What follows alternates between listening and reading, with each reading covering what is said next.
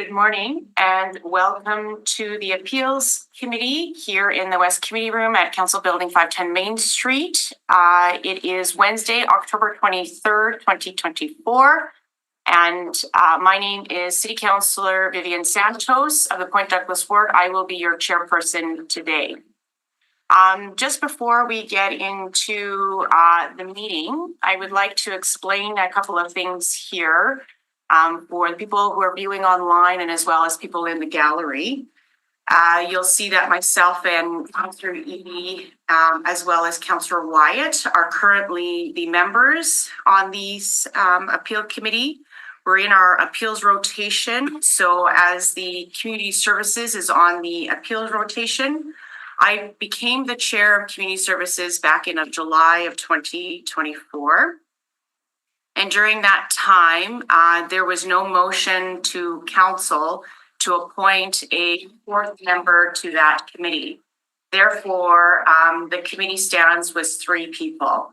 So that's again, like I said, myself, Councillor Edie, and Councillor Wyatt. Therefore, to meet quorum at this particular committee meeting and at the appeals rotation committee meeting, we only require 2 people.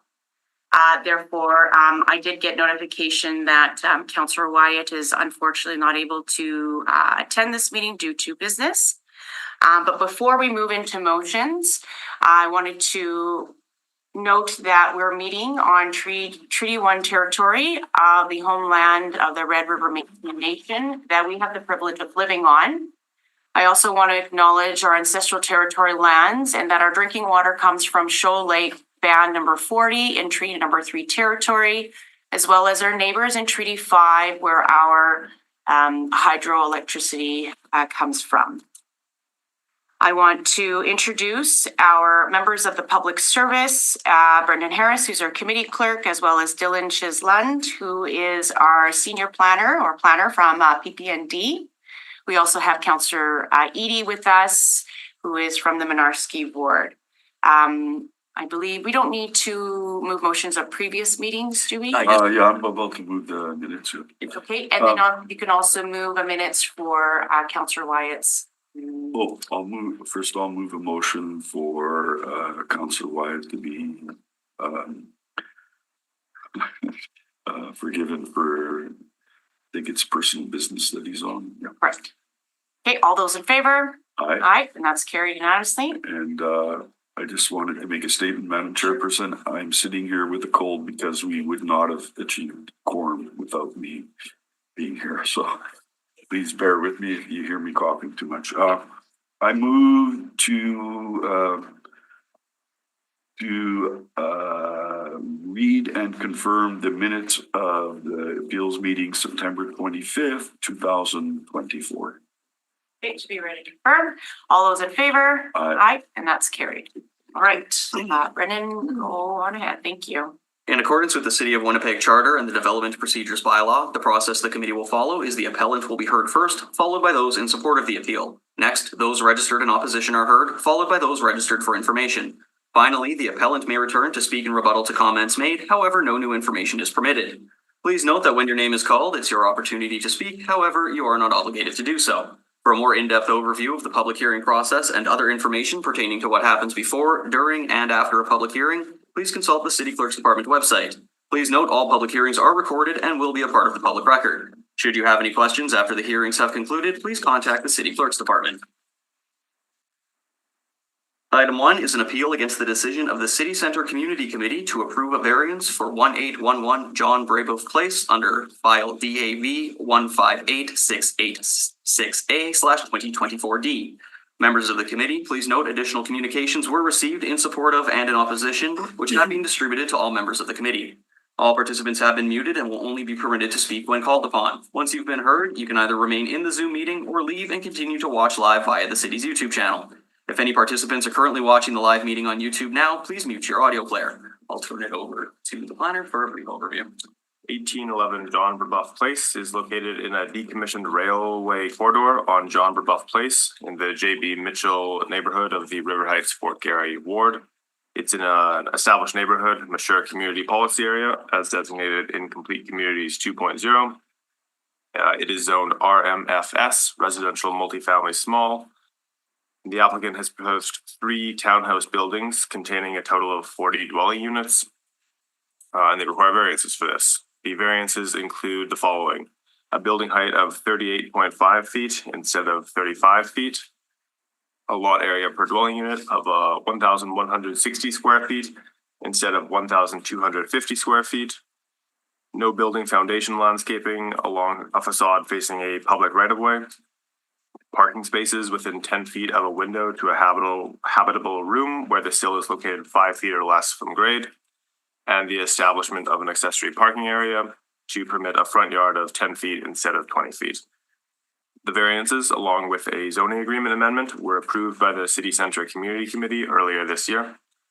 That concludes my summary of the proposal. I'd be happy to answer any questions. Yes, go ahead, Councillor Ely.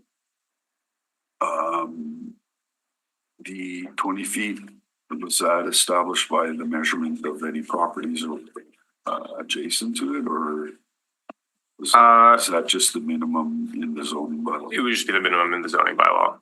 Yeah. Height extension, is this to try to achieve more density? Like, I'm not understanding why they couldn't meet the 35 foot. Let me just take a look at the report here. It's so the way that it was analyzed, it was considered a fairly minor height variance or extension to the height. In terms of why the applicant opted for that, I think that they would probably be better positioned to speak to that. But the public service was supportive of the height variance. Okay, right, and JB Mitchell, so this is near Grant? Yeah, it's I think it's just off of Gordon. One moment. Yeah, it's just south of Gordon. Between Gordon and Grant. Good, thank you. I spoke really quickly about the parking spaces that are abutting against the building. Right. Okay, so say that again. They need a variance Right. for that? Okay, it's because the parking spaces are close to the building? That's right, exactly. So the variance is parking spaces within 10 feet of a window to a habitable room Okay. where the sill is located 5 feet or less from grade. Which basically, So what is it? So what are they requesting? It should be 10 feet, or what is the requirement under the bylaw? I just need to double check that, pull it up on the zoning bylaw. I don't know off the top of my head. But currently it's 5 feet from the window. They're asking for 5 feet from the window. No, they're asking to be parking spaces within 10 feet of a window 10 to a habitable room. So the idea being that the vehicles would be close to a window that is not, substantially higher up on the building where folks are living. So there's kind of a lower level window. It's a fairly common variance that comes up, just the way that our bylaw operates. You said the front area, the front variance, front again? The front variance? No building foundation landscaping, no. The establishment of an accessory parking area to permit a front yard of 10 feet instead of 20 feet. I just had one more thing on that. Are they providing some sort of barrier between the house and the parking spot? Just double check that for you and I'll let you know.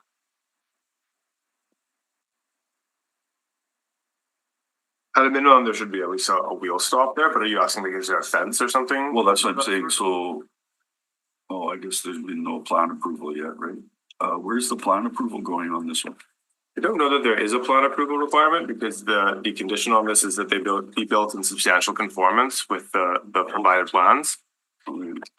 So I will check the zoning agreement amendment to see if there's a plan approval associated there, but So on the building permit, they're gonna have to supply at least a wheel blocker, parking pylon thing, right? That's right, if there's not a variance. At a minimum, right?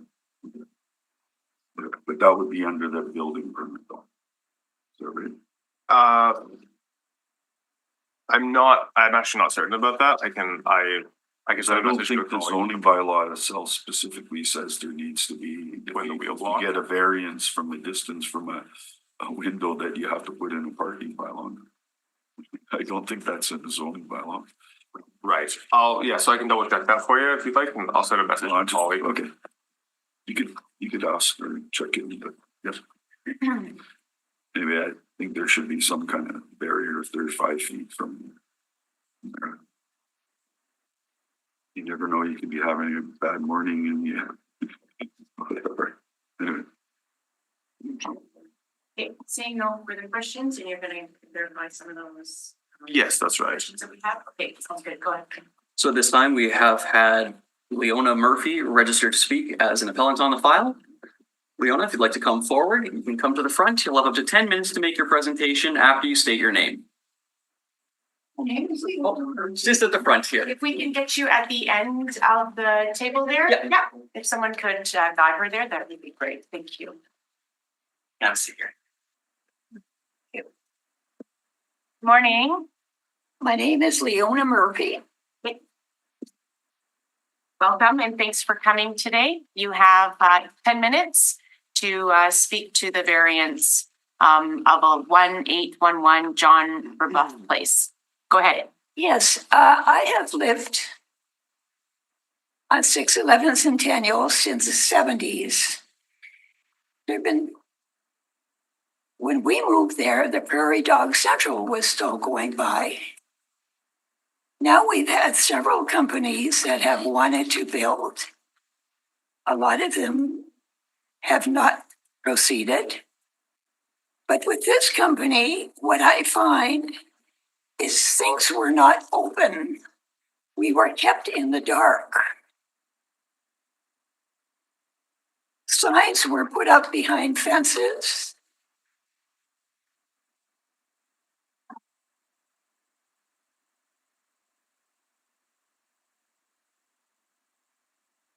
I think I better put my reading glasses on. Yeah, no worries, that's fine.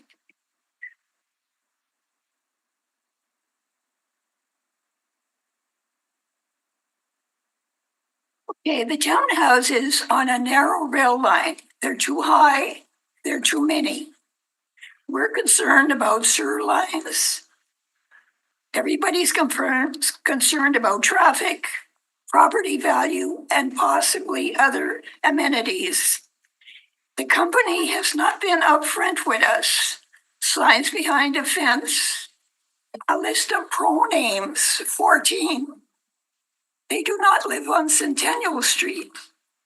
They're affiliated with the company. In my mind, this is very dishonest.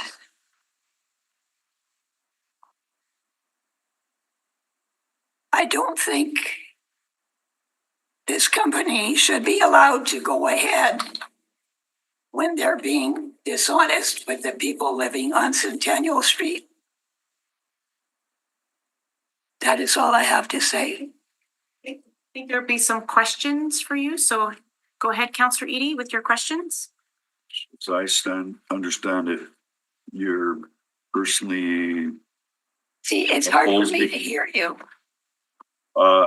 so as I understand it, you're mostly opposed to it because of the way they posted the notices and didn't consult with the community? That's right. Okay. What is you were saying people are concerned with traffic. Is that one of your concerns as well? Yes, I'm concerned about traffic as well. Okay. So I heard you mention that the notices were posted behind the fence. Right. There's a fence behind our property separating us from the rail line. Right. And the signs were put behind the fence where we couldn't see them. Okay, but that's your privacy fence, right? They put it on a public space when they posted the notice? It's probably about a 3-foot high fence. And the signs could have been posted on the fence where we could see it. Is that not your fence? Pardon me? Is that not the fence that belongs to you? No, this is a fence that belongs to the rail line. Formerly the rail line, you mean? Yeah, I think it that- was put up by the company that built the townhouses close to Quarton. They were gonna build No, more no, townhouses sorry. behind us. Yeah, anyway, okay. And you're saying there was no actual community neighborhood consultation directly before notice was posted? No, Okay. All right, thank you. Thank you.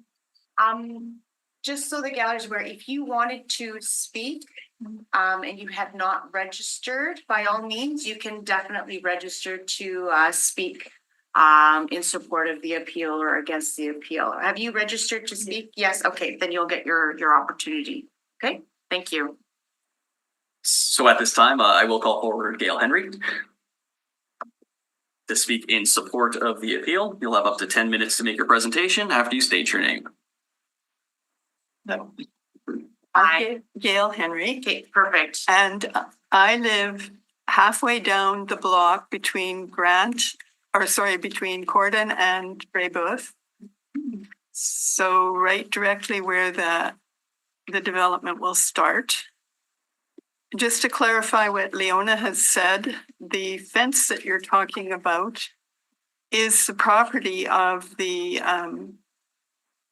condo that first started the development, the first development. So it is private property where the signs were posted, and they were posted on the ground, which with the fence, you cannot see driving down the lane or walking unless you're particularly looking for the signs. You can't see them. And this was this is related to us not being informed.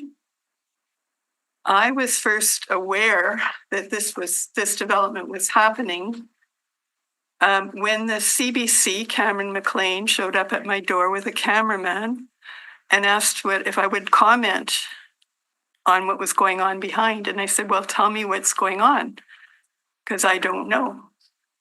And he explained to me that kindly what was going on and took information from several people. This happened last Friday, a week ago. So not quite a week ago. So I took it upon myself to talk to some of the neighbors and found consistently that no one was aware of this happening.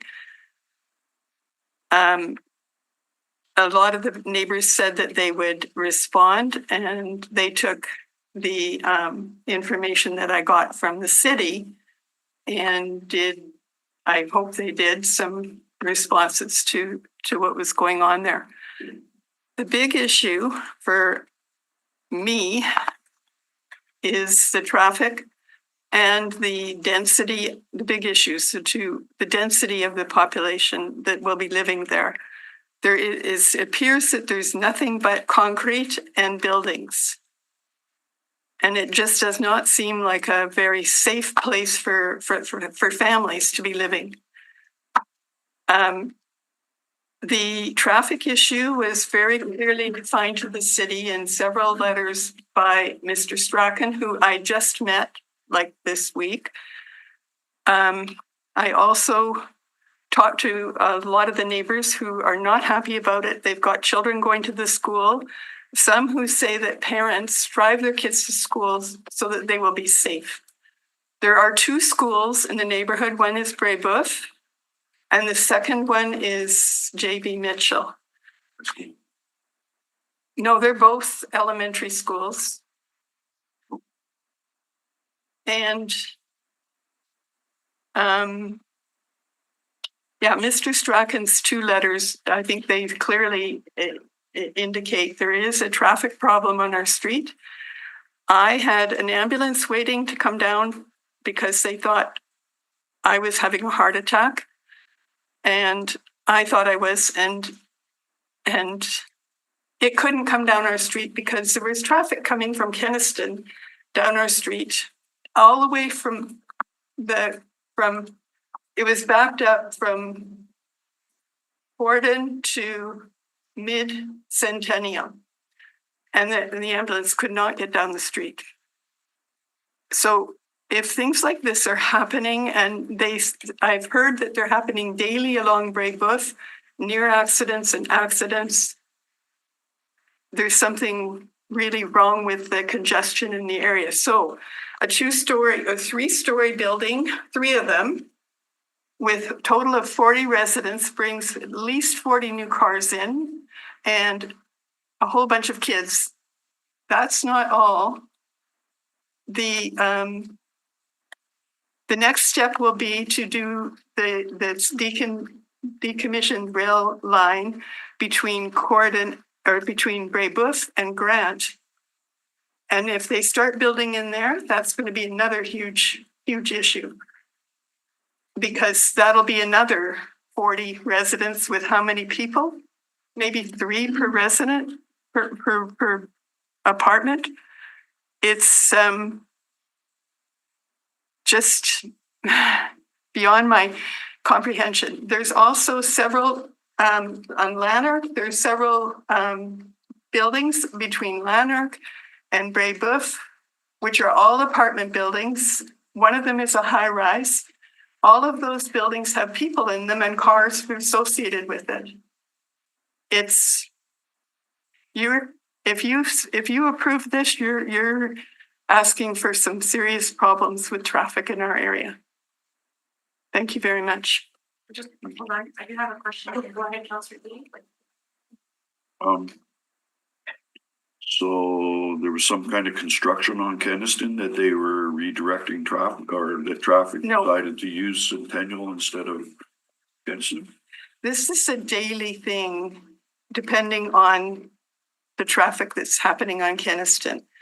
And they're choosing to come down our street. It takes me to get to the gym in the morning. It takes me quite a while because I have to, that last street between Grant or up to Grant has cars parked on one side the whole time. And getting in and out of there to go down, you're stopped at least 4 or 5 times to get to Grant right now. And this is without development of Keniston, because that will be the next thing. And it's without adding these 40 residents, without adding another 40 residents on the other side of where Mr. Strachan lives, Right. on the Where's other Grant? side of Brebeuf to Grant. If you add those extra cars, you're asking for trouble.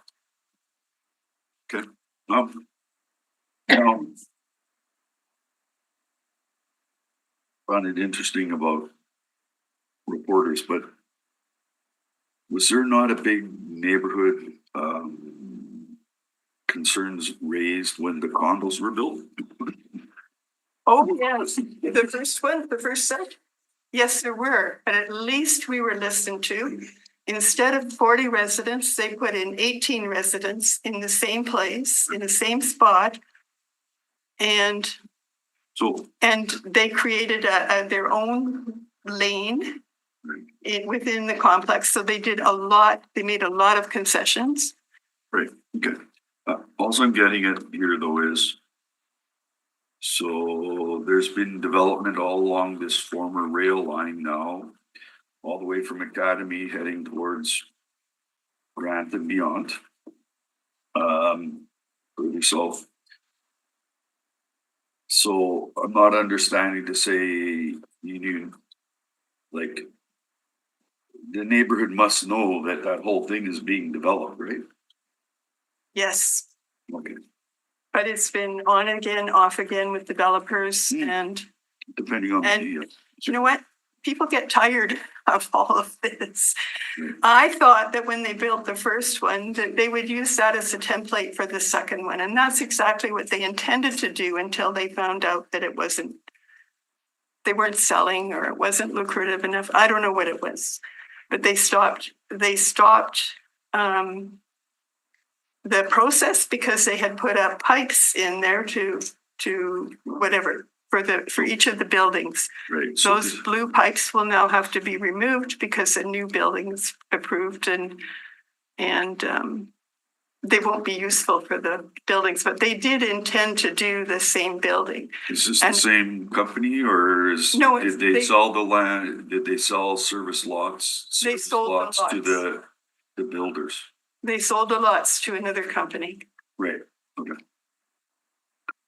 So it doesn't, yeah, all right, thank you. Just a question, and I'm definitely hearing that vehicular traffic seems to be the crux of the issue. Yeah. And children. And children, walking or driving to and from schools. I do realize there is, variances with respect to number of parking stalls and stuff like that. I'm not aware of anything. Everything that I learned really has been through talking to Mr. Strachan and talking to the neighbors and the CBC. Would you be opposed to discussing the parking stalls being less so that there's actually less vehicular traffic? Because we could do that where we have less parking and more building. I'm just looking for some ideas because it seems like it's just vehicles we're talking about. Like, I think with, having the units there, are you opposed to actually having the building there as well? Or is it just more of traffic, like vehicles? What I see in these buildings is it's concrete and buildings. There's no place for those children that will surely live there in the future if they're 2 and 3 bedroom apartments. There's no place for them to play. Okay. I see a lot of problems with that as well. I just think that they're trying to make as much money as they can out of this. And I think that's what the other people were trying to do as well, but didn't succeed. And that's why they sold the property. What about instead of parking lots, if they were green space instead, like you had stated, if there was no parking and there was green spaces? Green spaces? Well, like playgrounds and Well, parks. that would be wonderful.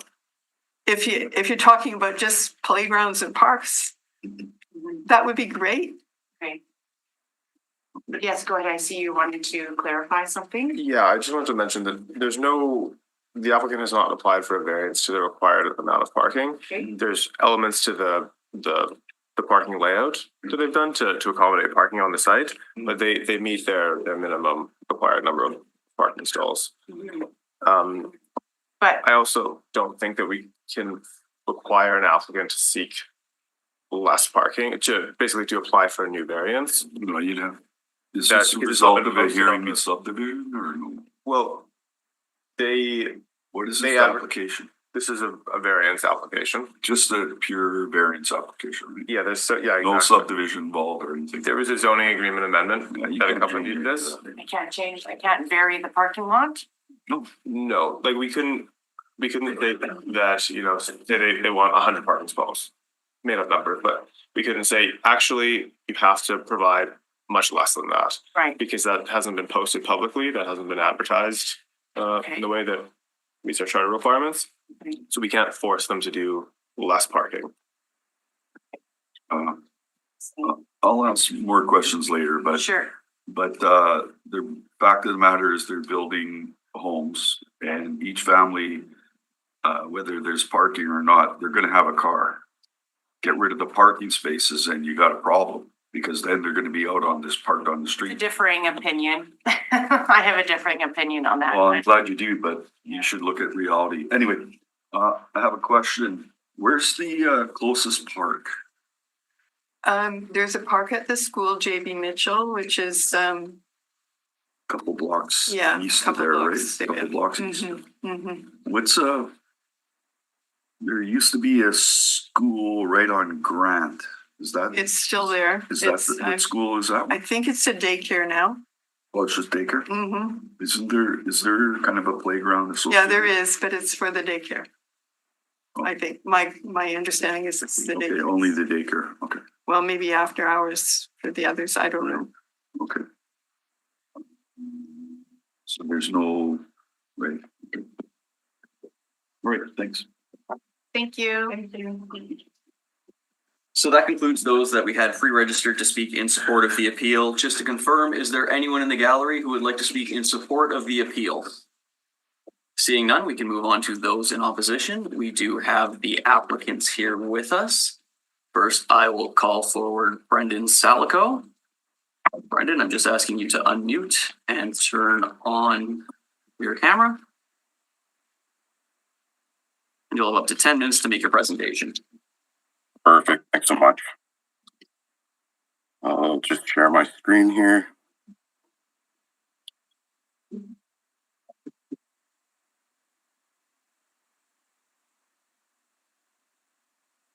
Can everyone see my screen?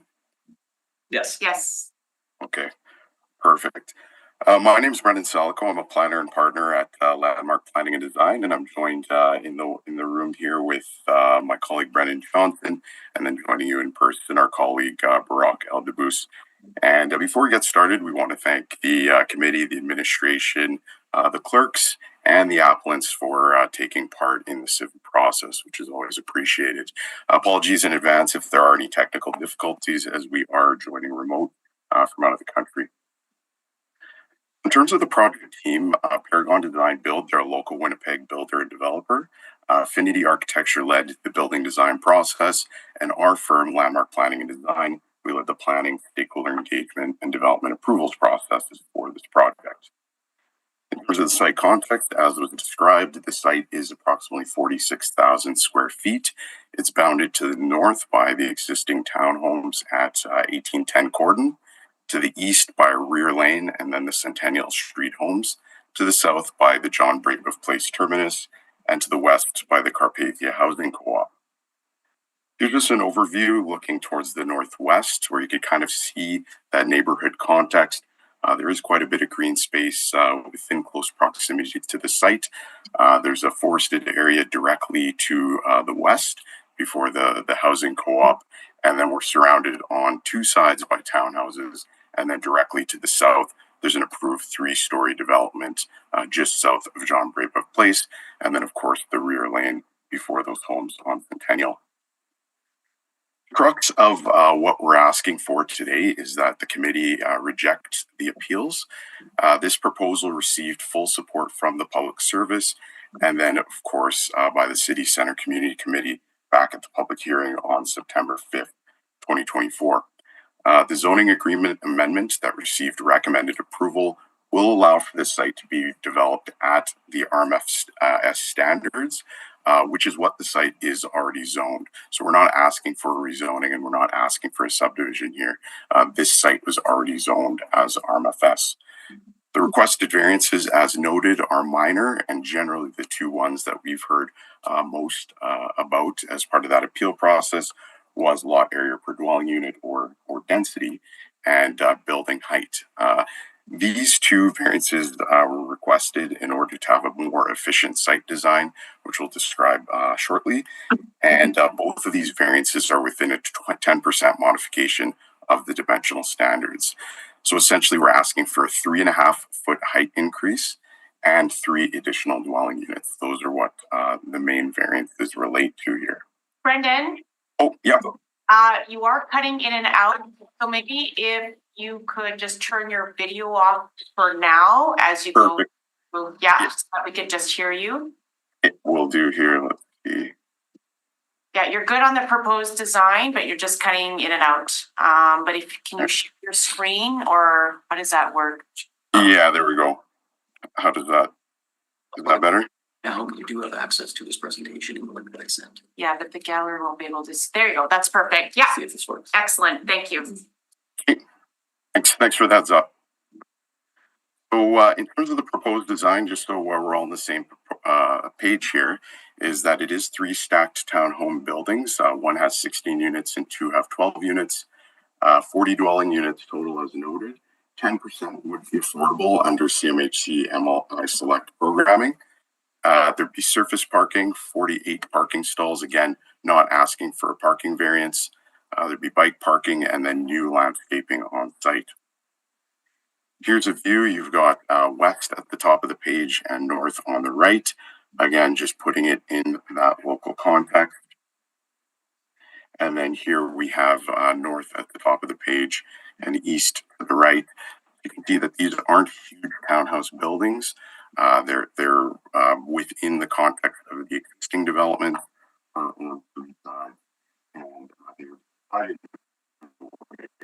There'd be a major setback from those folks on Centennial.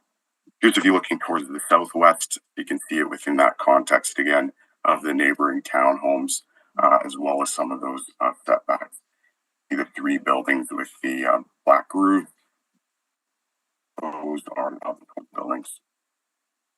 This is just a zoom in again, looking towards the southwest to try to illustrate the feedback that we received, which was to bring those buildings as far back as possible from the property line. The property line is that fence there. And then, of course, on the east side of the fence is the existing rear lane. And then here's just a view of one of the buildings. Some of the early feedback that we got from residents that came out to our stakeholder engagement meetings was to do things like have peaked roofs and bring the building into a design that felt more residential, maybe more residential than one of the longer townhome buildings that exist in the area. And then again, here's a view looking north. You've got the existing public rear lane on the right, a fence separating the properties, an existing drive aisle, and then the buildings directly to the west of that. And now looking directly south, you can see the existing townhomes in the foreground here on the right-hand side of the page, and then the existing rear lane, the existing drive aisle to the right of that, and then the buildings in the background, those buildings. We do want to spend some time discussing our public consultation stakeholder engagement process. It was a comprehensive process that took place over a 5-month period starting back in December of 2023. We had our first round of meetings there where we met with adjacent residents to introduce the project, share some preliminary design concepts, and really understand concerns.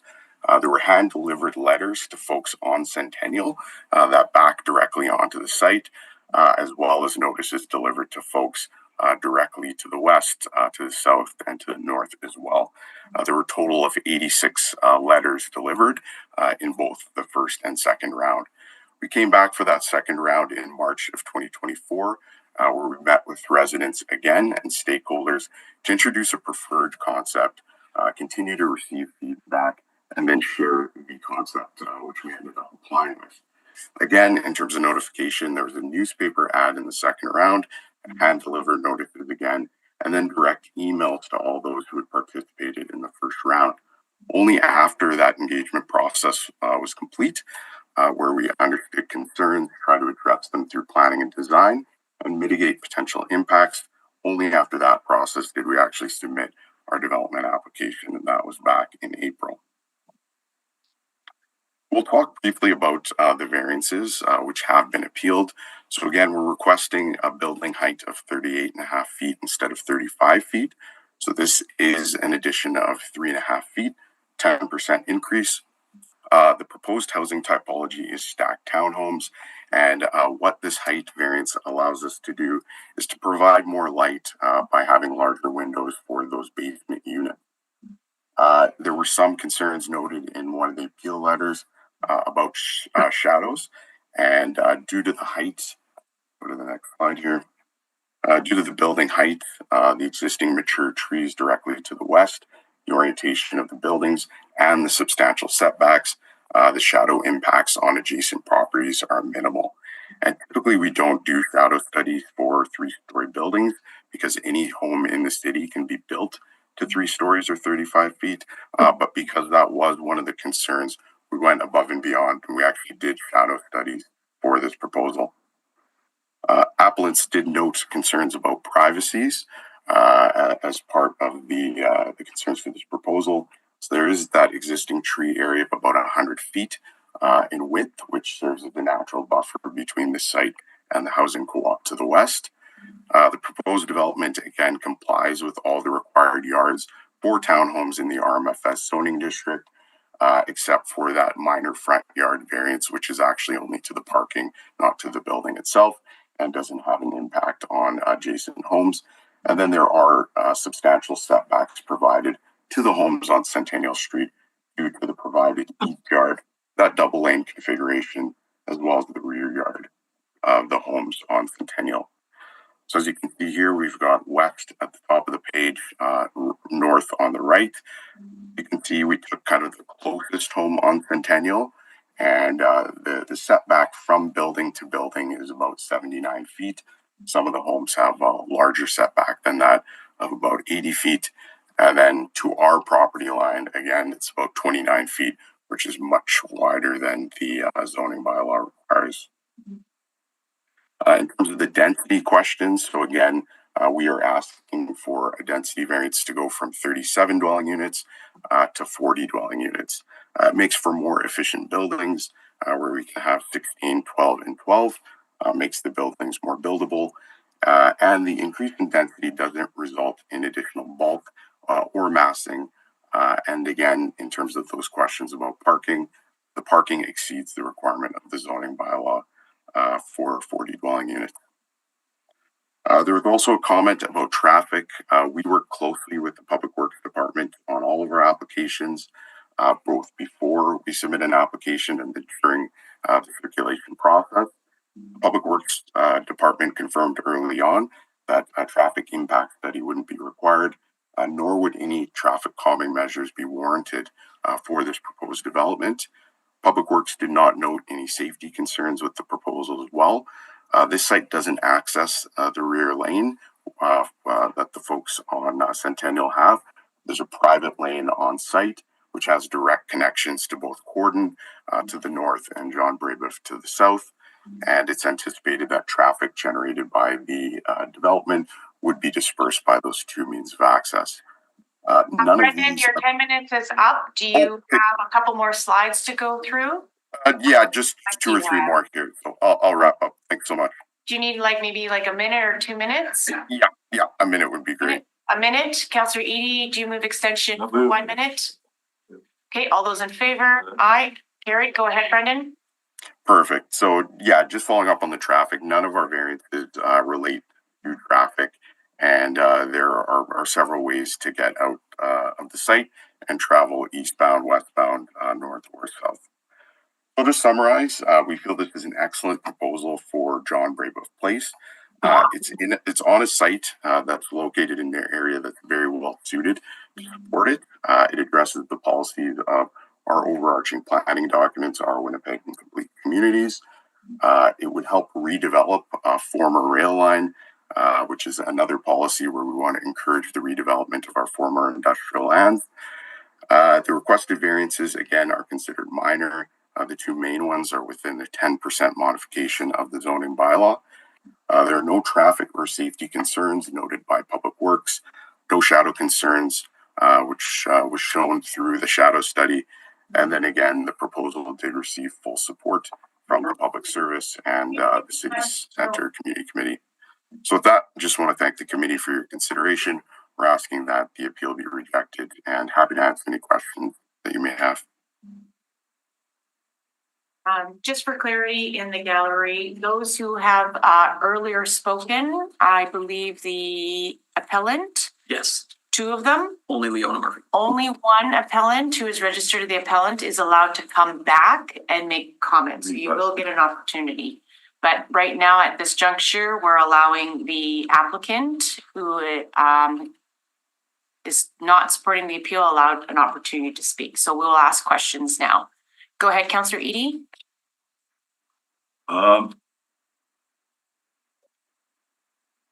There are motor vehicles, but how's the access to public sidewalks for any kids that are going to be living there? Where are the public sidewalks that they're going to be using? Great question, Councillor Edie. Thanks. I'll go back to the slide here. So within the site, all of the townhomes are connected by sidewalks on the private property, and then those will connect out down to John Brabeuf Place, and then through cross-access agreement, that'll connect up to Corden as well, where there's sidewalks. So Kids can go down to John Brabeuf and head east to the school, JB Mitchell, or they can go north to Corden to places elsewhere. So everything within the site is well connected. All entrances to all units will have direct connections to pedestrian corridor. Okay. So just to confirm, the height requirement is not because you're adding more window space, but you're also adding a few more units as well. Is that not why you need the height? Yeah, so there's a couple of things there. So in terms of the height, the requirement under RMFS zoning is 35 feet, which is the same requirement for any single family home. We're looking for that height variance, basically just to make the basement unit more livable. We find that by bringing the building out a couple feet more from the ground, we can have larger windows that really allow those basement units to get more light and feel more area, and actually not feel like basement units. So that's the main reason for that 10% variance, just an additional 3.5 feet. And then the density with 3 additional units, again, just makes it a more, efficient build where, 37 is an odd number. It can be tricky kind of to do, a regular layout. Whereas by getting those 3 additional units, that minor density increase allows for 16 unit, 12 unit, and 12 unit building for the total of 40.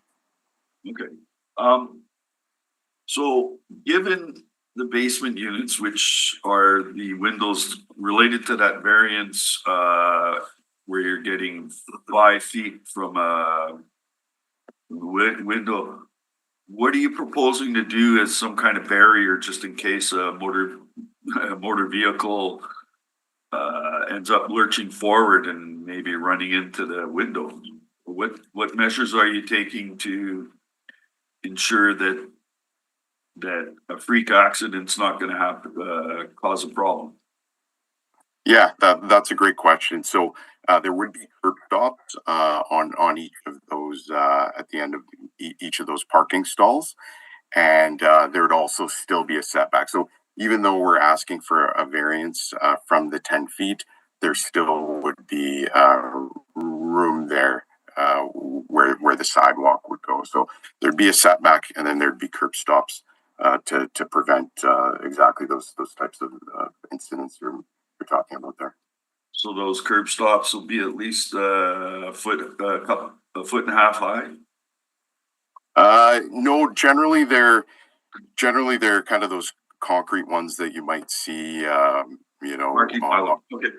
Yeah. So they're not too tall.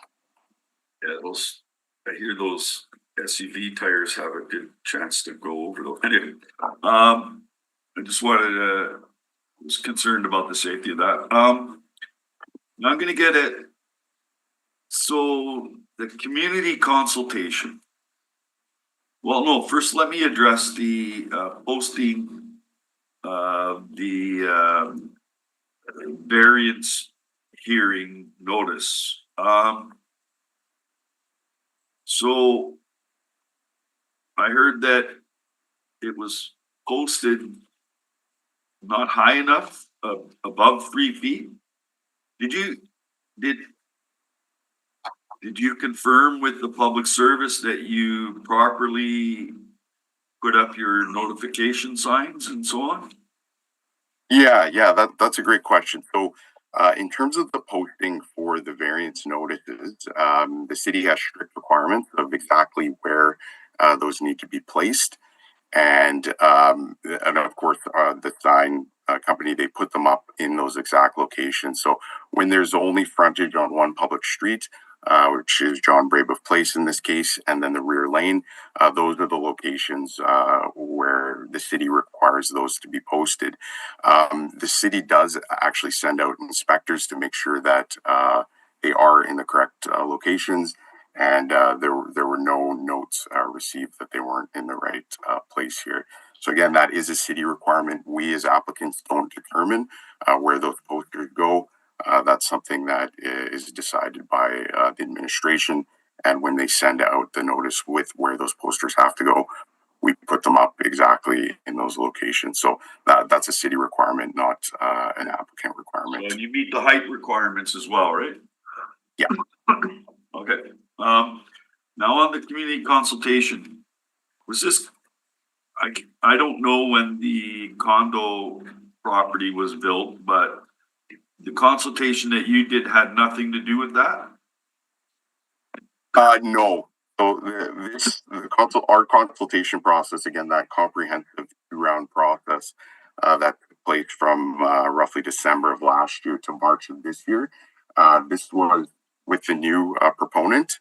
So again, I'm not familiar with all of the applications that had happened in the past for this site, but we started a brand new process right from the beginning before we even chose a preferred design concept. So our engagement process was separate from the original townhouses to the north, and it was a full process, 4 meetings across 2 rounds, heavy notification in both rounds, and we had many of the neighbors on Centennial come out to those meetings, share their concerns with us, and we actually designed the building, made many changes from those early concepts to address that feedback that we received through the engagement process. Yeah, the appellant, I believe, lives on Centennial. I guess, did you keep an attendance record? Yeah, we did track who attended. I believe the first applicant, Leona, I did not see her on our list of attendees, although the one that they spoke of, Mr. Strachan, he did attend at least one of our meetings. So yeah, our notification. Councillor Edie, I just want to tie into the stakeholder engagement. Yeah, I was just gonna ask one last question. Sure, go ahead. Yeah. And you did cut out kind of there, but Sorry about that. that's okay. The letters inviting to the public consultation on this project, they were hand delivered? That's right. They were hand delivered, 86 notices. Okay, So all the folks along Centennial that backed directly onto this site, so all the folks on the west side of Centennial, as well as folks on John Brebeuf, on Corden, and then through the property managers at the Carpathia Housing Co-op directly to the west. So basically on all 4 sides, including the condo apartments or townhomes directly to the north. And then there was also email to folks who attended our first round. We got their email addresses, emailed them directly, and then there was also a newspaper ad in the Free Press Review West for the second round of meetings. all right, thank you. With respect to the public consultation and hearing back from the residences, what changes did you make from your first iteration to this current iteration? What were the changes you made? Yeah, for sure. Yeah. Oh, yeah, that's a great question. So one of them was there were early concerns in the first round of meetings about shadow impact. And so we actually kind of went above and beyond. Again, it's noted that we typically don't do shadow studies for 3-story buildings, because that's the same height that any home can be built to in our city. But we actually retained the architects to complete that study so we could share the results of that in the second round and address that concern. In terms of some comments we heard about privacy, we pushed the building back towards the forested area as close as we could. Had the buildings moved to the west side to create an even larger setback than was initially anticipated. We also had a concept in the first set of meetings that was closer to the existing building in terms of a long townhouse building. And we heard that, folks had concerns about a long building taking up that whole site. So we went with that 3-unit approach, or 3-building approach, and broke it up. We also heard concerns about on-street parking. We were considering a parking variance early on, and due to that feedback, we rejigged the site to ensure that there was enough parking that we weren't actually asking for a parking variance. So those are just a few of the changes that were made. We also engage, of course, with the planning department. They had some comments which we were able to address in terms of aesthetics and building design as well. Excellent. Okay, thank you. Seeing no further questions, we will move on to questions of the administration. We do have more registered in opposition to the we appeal. do? Sorry, Yes. go ahead. Up next, we have Brennan Johnson. Brennan, if you'd like to turn on your camera and unmute, you'll have up to 10 minutes to make your presentation. Good morning, councillors. My name is Brendan Johnson. I don't actually have anything to add on to what Brendan said, but yeah, I have the same sentiment as Brendan. And sorry, which organization are you from? I'm with Landmark Planning and Design as well. Okay. Okay, no questions? No questions? Okay, we're good. Thank you for appearing. Thank you. Also registered in opposition to the appeal, we have Brock L. DeBooze. I have nothing further to add. Okay. And just to confirm, is there anyone else who would like to speak in opposition to the appeal? Seeing none, we had no one register for information, but is there anyone in the gallery who would like to speak for information on the appeal? At this time, we can go to questions for the administration.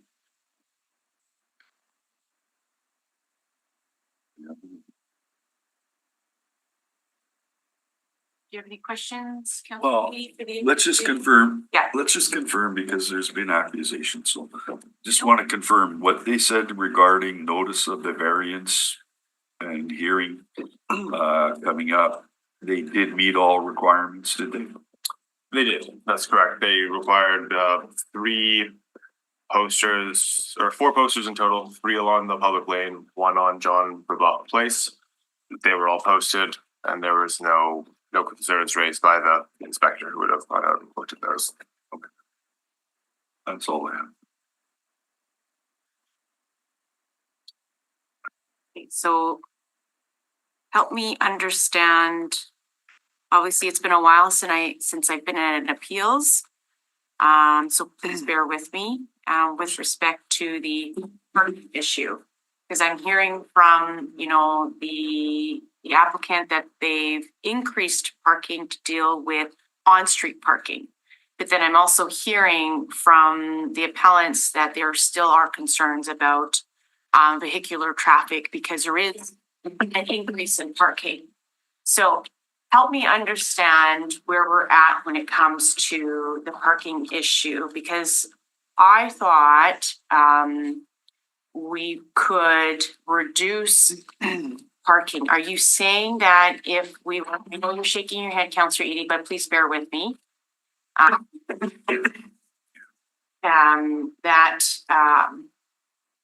If we were to do that at this juncture, you're saying a new variance would be required? So I just kind of need to help understand that.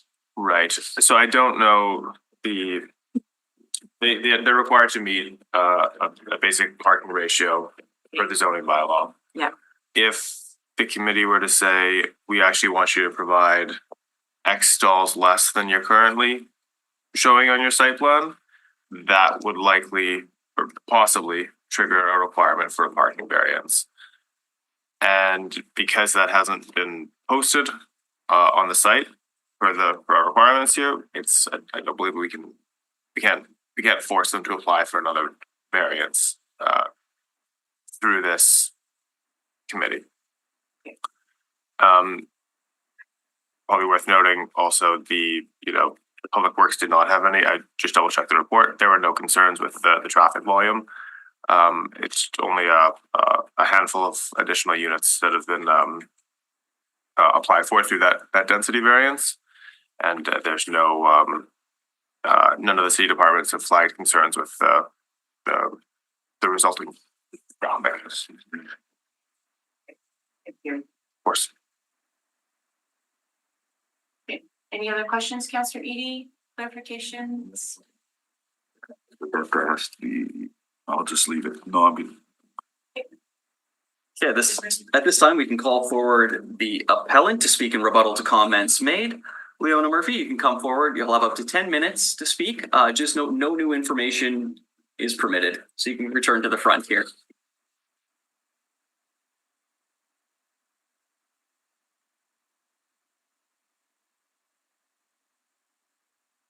So I have a question. There's a road on the other side of the fence that leads to Corden. Are all the trucks going to utilize this road?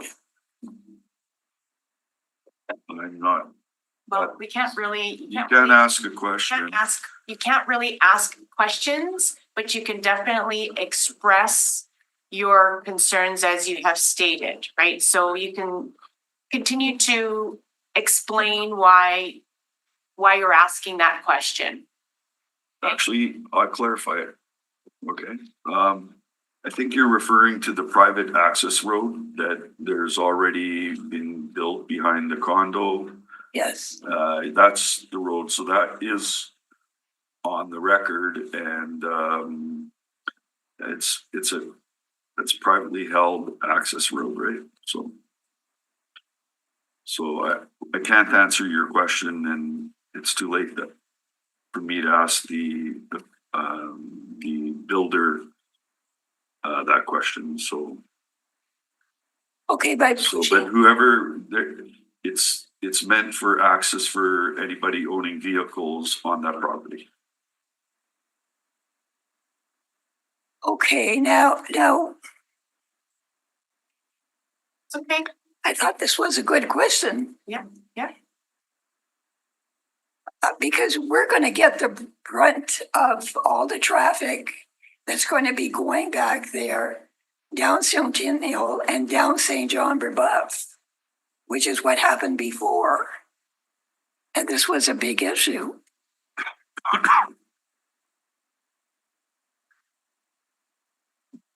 And I heard you mention sidewalks. Where are the sidewalks going to be?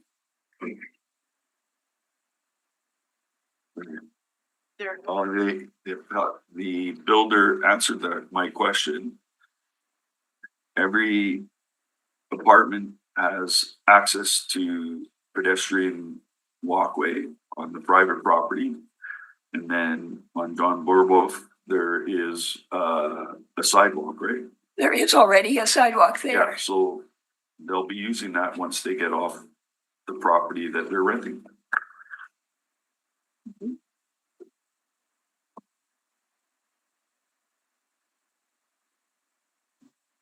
Like, this is supposedly a done deal, right?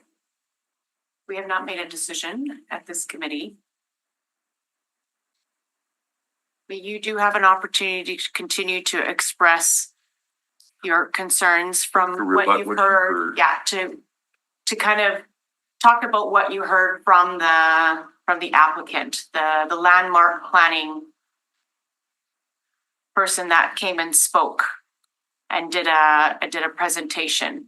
Well, one of the things talked about was moving the buildings back for privacy. How is that going to work? These buildings tower over our backyards. They have balconies that will be looking right into our backyards. How is that improving privacy?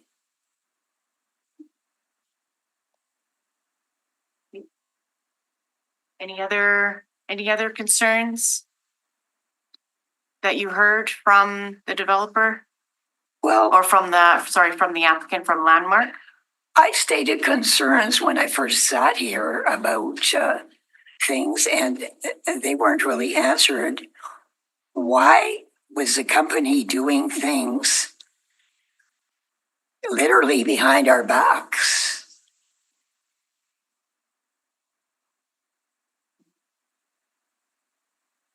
They're not upfront with the people on Centennial. How is that fair? This is right in our backyards.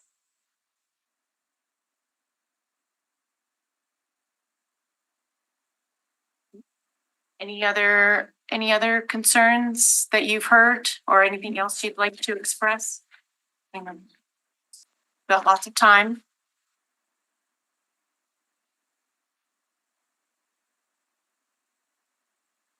I'm just concerned about all the noise that'll be there, all the traffic.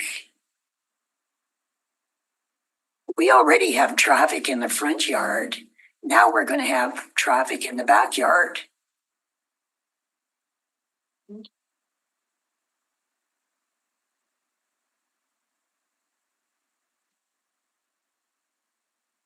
Anything else? When we bought our house in the 70s, my husband was still in the military.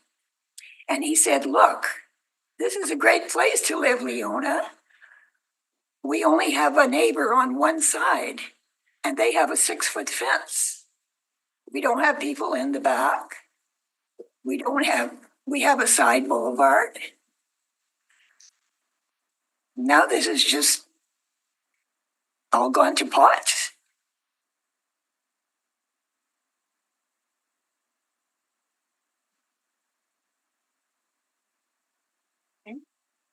Anything else? Okay, the reason I questioned about the sidewalk, because initially when they were going to build townhouses back there, they said they wanted to build a sidewalk on our side of the property. So to do that, they would cut down all the trees, all the hedges, and put a sidewalk right beside our fence. This didn't happen.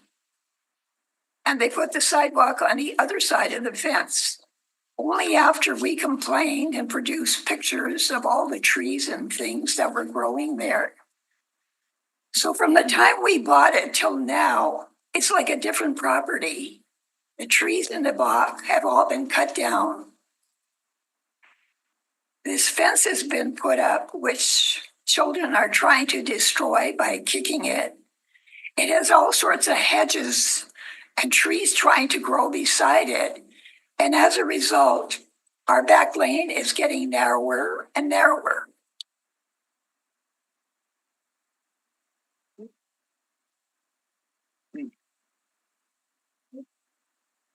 I think that's all I have. I wasn't prepared to ask more questions. My mind has gone blank. That's okay. That's okay. I think you made your presentation very, very clear and expressed your concerns. Thank you. Thank you. Okay. What is the next process after that? At this time, we can move on to motions. Okay, I will entertain a motion, Councillor. I'm ready to move motion. Okay, go right ahead. Just have to get to it. Sure, no problem. No.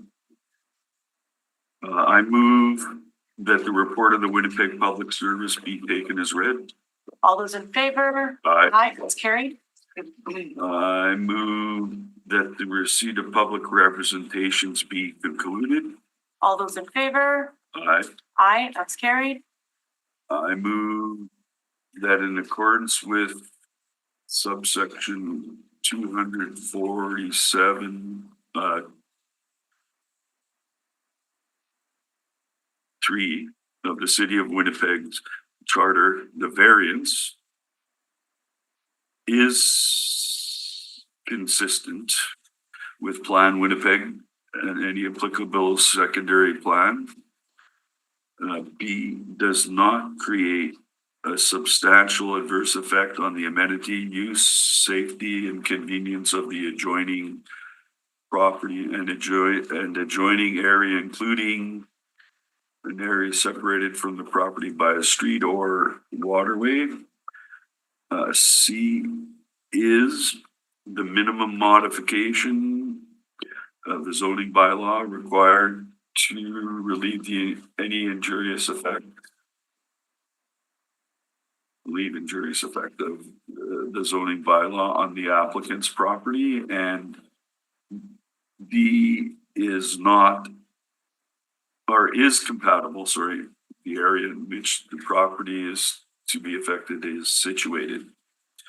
My supporting reasons, Madam Chairperson.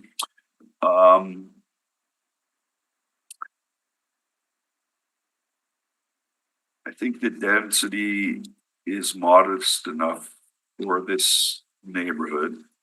And it is a infill of a former rail right of way. There are parks and schools close for the kids. If whoever has kids, there's actually potentially a daycare there for those. And I know the rental values of these apartments in this part of the city, which isn't able to demand the higher rents, are fine, and the precautions in giving a variance close to a window, that was the one that was not a minimum, it was more than 10% reduction in the distance. It was 50% of it. But precautions are being taken, as mentioned. The height variance, I just wanted to, it's 3 feet above. So if I built the 35 feet and I had a balcony that looked out, it like, I mean, that's what's there. It's allowing the use of their suites. So I don't see that as adding an extra 3 feet over the zoning bylaw is going to pose any privacy problems. And the shadow study was done, which is interesting because one wasn't required. The traffic study was not required, but I'm just speaking to the variances. And the front yard setback, I think that's fine. They have to make it work. It's providing the proper amount of parking that's required, no matter what your opinion is. The zoning bylaw states this many parking spaces shall be provided per unit. And that's the reasons for it is that I think this is not having that adverse effect. The immediate properties are for the neighborhood.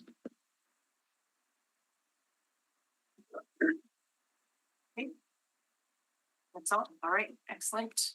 Thank you, Councillor Edie. I'll just quickly add, yes, with respect to the parking and traffic, we do rely on our subject matters, which is the public administration. They are the experts in with respect to that, and noting that they felt that there was no issues with traffic. I have to rely on their expertise.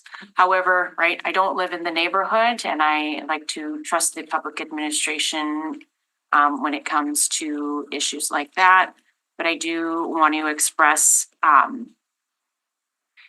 why I made those comments about parking. There are opportunities for not to have so much parking and allow people to either cycle or walk to their amenities. That's why I asked those questions. I am a big proponent of more green space, more, sidewalks, less traffic because of livability, right? We do note that vehicles do create a lot of noise in our community, especially a lot of these newer vehicles and larger trucks that have larger engines and go racing around in the community. I am fully aware of those issues, right? And we always want to be living in a quiet neighborhood. And, we get massive requests to slow down vehicles because of children. So, I'm stuck in a bit of a hard place where I'm also a proponent of more housing and more infill. When we're in a dire state of lack of housing, especially affordable housing, and our vacancy rate is at 2.3%, meaning that we don't have a lot of units for people to move in and out and go into newer neighborhoods or older neighborhoods. So I'm faced with a challenge at this juncture where, I'm a big supporter of infill and housing, but also wanting to mitigate some of those traffic concerns at this time. So, I am going to rely solely on our public administration. They are the experts in that. We do note it is a 1-to-1 ratio for parking. We've heard from the public administration if we were at this meeting to make those changes, it would start the process all over again. And, I think housing right now is more of a top priority at this time. And therefore I'll be supporting Councillor Edie's motion. Okay, I will call the question, moved by Councillor Edie. All those in favor? Aye, and that's I move that the appeal be denied and that the decision of the City Center Community Committee be concurred in. all those in favor? Aye, that's carried. I move that variance order DAV 158,686/2024. Is that a D? Correct. Yep. Be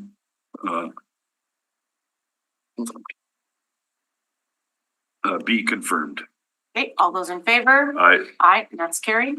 I move that the public hearing with respect to this appeal be concluded. All those in favor? Aye. Aye, and that's carried. Madam Go ahead, Brent. Chairperson, I really got Yeah, a let little. Brendan finish it Oh, off no, and then. There's no piece for me to read. Okay. Appeals. We will move a quick 5-minute break before we move on to our next appeals. I need more. Okay, we'll be back here at 11:15, Councillor Edie. 11:15. And welcome back to the public hearing for October 23rd. We are back online and we're going to go on to our second appeal, which is a variance at the southwest corner of Dougal Road and Plessis Road, DAV 120733A/2024D. Brendan, if you can please focus into the meeting. Yes. So item 2 is an appeal against the decision of the East Kildonan Transcona Community Committee to approve a variance for southwest corner of Dougal Road and Plessy Road under DAV 120733A/2024E. Members of the committee, please note additional communications were received in support of and in opposition to the appeal, which have been distributed to all members of the committee. All participants have been muted and will only be permitted to speak when called upon. Once you've been heard, you can either remain in the Zoom meeting or leave and continue to watch live via the city's YouTube channel. If any participants are currently watching the live meeting on YouTube, please mute your audio player now. I'll turn it over to a member of the administration for a brief overview. The property is located south of Dougal Road, west of Plessy Road, east of Seaside Drive, and north of Camille Seiss Street in the Transcona South neighborhood of the Transcona Ward. It's in an established neighborhood, recent community policy area of Complete Communities 2.0, and it is approximately 30 acres in assessed area. A subdivision and rezoning application was recently approved by council for this property, creating blocks that are zoned R1S and R1L, R2, RMFS, RMFM, and PR1. As part of that subdivision and rezoning application, variances were also applied for. The variances include sort of 2 distinct sets, one being variances to the special boundary conditions to permit reduced lot areas and reduced lot widths on the proposed R1L lots. The smallest of these lots is proposed to be 56 feet wide instead of 97.65 feet and 14,190 square feet instead of 20,079 square feet. In addition to those variances to the special boundary conditions, a variance to permit a building height of 50 feet instead of 35 feet was also approved by the East Kildonan Transcona Community Committee. This applies to the southernmost lot, which is zoned RMFS. It should be noted that a zoning agreement was also included with this original approval, and it capped the building height for that RMFS lot to 35 feet for any building located within 100 feet of the east property line. That concludes my summary of the proposal. I would be happy to answer any questions. Yeah, let me understand that. So that it's technically around the southeast corner. So south is Dougal, right? Dougal would be north. Oh, Dougal's on the north. Oh, I see. Okay. Yeah, So there's existing residents on the south and east side of. That's right. It's maybe like one way to visualize it is there's the southern portion of the overall block is has been rezoned to RMFS. And then just east of that block is a series of single-family dwellings already existing that front onto Plessy Road. And so that south block, there's the variance that says, yes, you can do 50 feet in height, but then because of the zoning agreement on top of that, the zoning agreement says, but only 35 feet if you're within 100 feet of the east property line. Right, okay. So basically, once you're further away from the single family houses, So the closer you are to Dugald or Plessis, Dugald, what's on the, what's the street on the west side? on the west side, there's Shady Shores Drive West and Seaside Drive. The variances don't really have much of an impact on the property that's closest to Dugald Road. Well, what I'm looking at here is the applicant and the city is trying to ensure that, or allowing for more density than would have been there. Is that correct? Yeah, like you mean Yeah, on like the, 67, 99 down to 67, in one case 56 on the blocks. It just seems to me this is to create more density than would exist without a subdivision, right? generally, yeah, exactly. It's the R1L lot, or the R1L lots, pardon me, are subject to the special boundary conditions. Right. And so unless they create, I mean, every single one of those lots already exceeds the zoning bylaw requirements for R1L, but because of the special boundary conditions, the requirement is substantially larger than typically is required for What R1L. kind of density are we getting in this? Development? It's hard to say exactly because block plans have been submitted at this point, and so they'll end up lotting that at a later date. You don't know. Yeah, but there's RMFM at the north, Yeah. which is one dwelling unit per 800 square feet. Yeah. And then RMFS at the south, which is one dwelling unit per 1,250 square feet. And then sort of through the center of the site, there's a combination of R2 and R1 lots. And the applicant could probably speak a little bit further to. And by the time they start building, they'll have a right to build four units anyway. Okay. Okay. So was there a traffic study required for this one, given that Dugald is a main regional road out of the city and into the city, as well as I hear horror stories, those houses that front Plessis have a heck of a time getting on to Plessis. They have to go so. Call off the top of my head, I believe there was, but Public Works was circulated on it and was able to they provided their conditions as part of the subdivision rezoning application. And so they're So that was taken into consideration. yes, absolutely. Like getting on the, anyway, as long as you don't want what happened to those houses on Plessis happen to anything fronting along Dugald, right? So, okay. Or residences, all right. That's all the questions I have. Just to clarify, when they made this application, this was before when we removed the special boundary conditions in July. I believe the special boundary conditions still apply to recent communities. They don't apply to mature Okay. communities anymore. This isn't a recent community. That's right. Yeah, Yeah, so they would still apply. Of so they would still apply. Okay, thank you. course.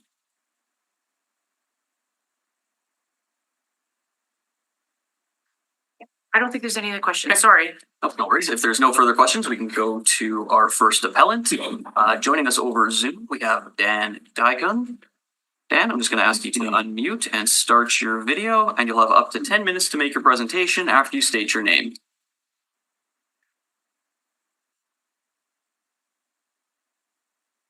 You're unmuted at this time.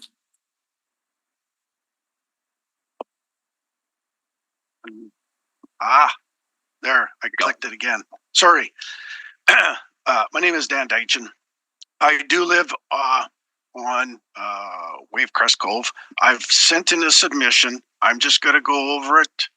I think bottom line is we're not opposed to development, but it's got to be done smartly. And I don't think this has been done smartly. They're trying to cram as much density at the north end and at the south end for the profits of the developer and in the end the city tax base.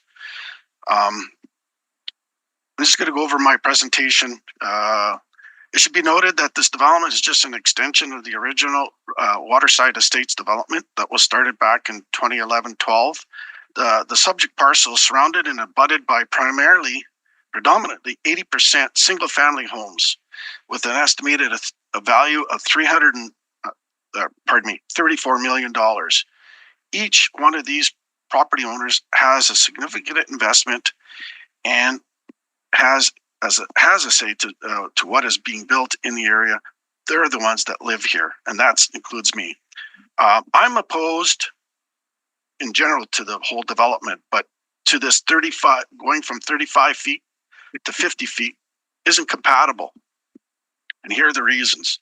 The current proposed plan is incompatible with the character, context, and build form of the surrounding dwellings and the established neighborhood. The subject parcel is or will be surrounded by maximum 2-story homes. That's what's going to be at the south end and at the north end. The location of the proposed high-density zone parcel located at the south portion of the development is nowhere near an active transportation or transit route. The proposed extension of Shady Shores is actually going to be narrower to accommodate, from what I understood, hearing by the engineer, was to help the developer. So it's going to be down to a regular residential street that we're going to cram all this high density at both the south and north ends. This will lead to, is not compatible to handling the high traffic flows, and it's going to be unsafe for residents. The new intersection at Shady Shores East and Plessis that is being proposed by the community committee to be a right in, right out with what I was told is a pork chop design. If residents at the south end of the development want to travel north on Plessis or east-west on Dougal, they're going to be forced to go down up Shady Shores north and go out to Guy Savoy to Dougal Road. So that's going to add pressure, high volumes of traffic north up Shady Shore. If Shady Shores and Plessis intersections left like a normal intersection, traffic will flow from the south end primarily at that access point. Just a regular in and left and right hand turns. And if it means a traffic light, so be it. The original and proposed Waterside does not conform to complete communities in regards to the lack of retail commercial services to support the citizens. The immediate area lacks amenities, stores, restaurants, doctors, etc. The proposed development will add excessive high density housing with potential of 194 units at the north and 131 units at the south. This is approximately 60% higher than what is originally in the Waterside Estate, which had 70 acres. And the issue of not in my backyard development should be well planned out and thought and considered along with the meaningful input by the residents. We did have some input, but yes, there was meetings, but the developer, the planning landmark, no one listened. They listened maybe in some instances. The committee ignored the recommendation of the City of Winnipeg administration / planner who's sitting there on blocks 1 and 2 as it relates to RMFS and the height of 35 feet.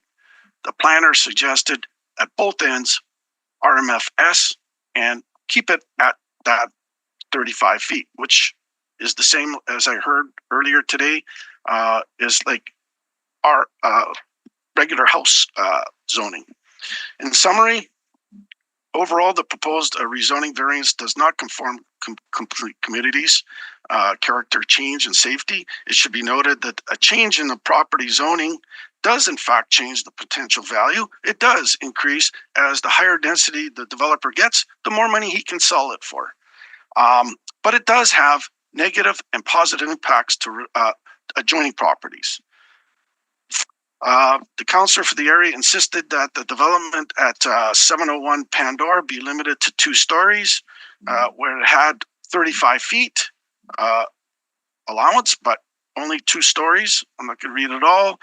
The proposed zoning variance change being presented is not compatible with the surrounding lands, existing development, developed lands, along with the proposed R2 and R1 and R2 to the north and the RMF parcel. We are not opposed to development, but it needs to have all stakeholders at the table with meaningful input. As it appears, only the city and the developer are at the table, while the residents sit on the outside watching with no meaningful input. And that's I've seen over the last number of committee meetings we're at. Lastly, the city administration planner has made recommendations to limit the density and heights of the subject, but they have been ignored by the committee. I've attached a bunch of stuff. It's all the information that was submitted by the city and the developer and everything else. Like I said, I know if there are some people that are there today from the Plessis location, I think it doesn't make sense to allow this variance. Bottom line, it will cause havoc at that end. What's on-street parking, as we heard earlier today, 1.5 stalls per unit doesn't cut it. That development, our area, everybody has 2 cars. Everybody has 2 cars because there's virtually no transit in that neighborhood. I'm hoping you reject that variance, and that's my presentation. Thank you, and we'll have questions for you. Yes, Councillor Edie, go ahead.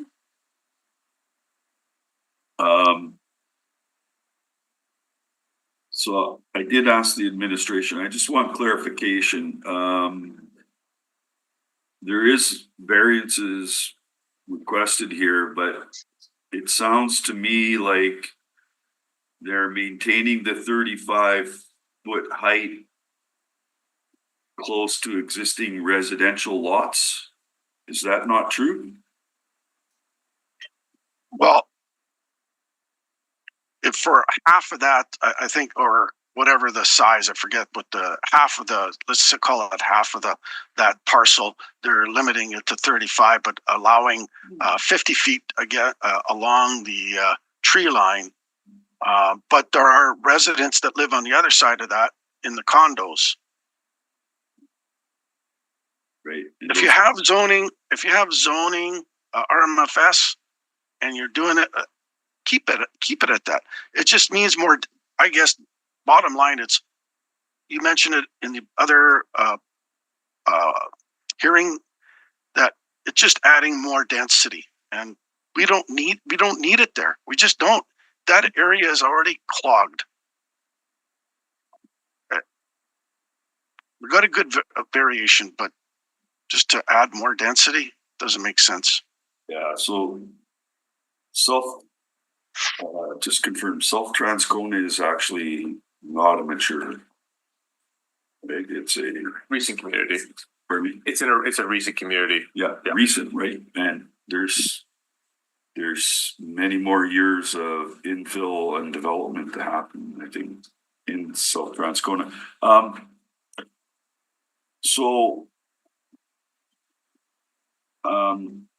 You're aware that this city has a problem in terms of we need to build more density when we're we're building. You're aware of that, eh? Like, Oh, I like, fully, you're yes, insisting that it's just about the city getting property taxes. Well, yeah, we're dealing with a housing accelerator fund and thing that says we don't have enough housing for people who want to live in Winnipeg. So you understand that that's a motivation of the city as well, just to make sure the city has enough homes for people, right? well, I totally understand that. And my understanding is that there is another big project coming, in South Transcona. But if it's planned, this is a development that we were told that would be residential homes behind us. Back when I bought for that purpose, knowing that that's the case. Now it's changed. I understand times change, but to put high density at the north and south end, it directly affects me. It will affect my property, the ability to sell my property. Bottom line, I've been in the real estate business for over 30 years. Location. That's where I think a lot of the residents are not happy about. But a lot of them have given up because this process takes so long, convoluted, and we only get 10 minutes to talk. Well, this is the first time I've been asked questions up to this point, which is nice, but Okay, that's about the only input I have a couple more. Sure. Yeah, appreciate your answer. Yeah.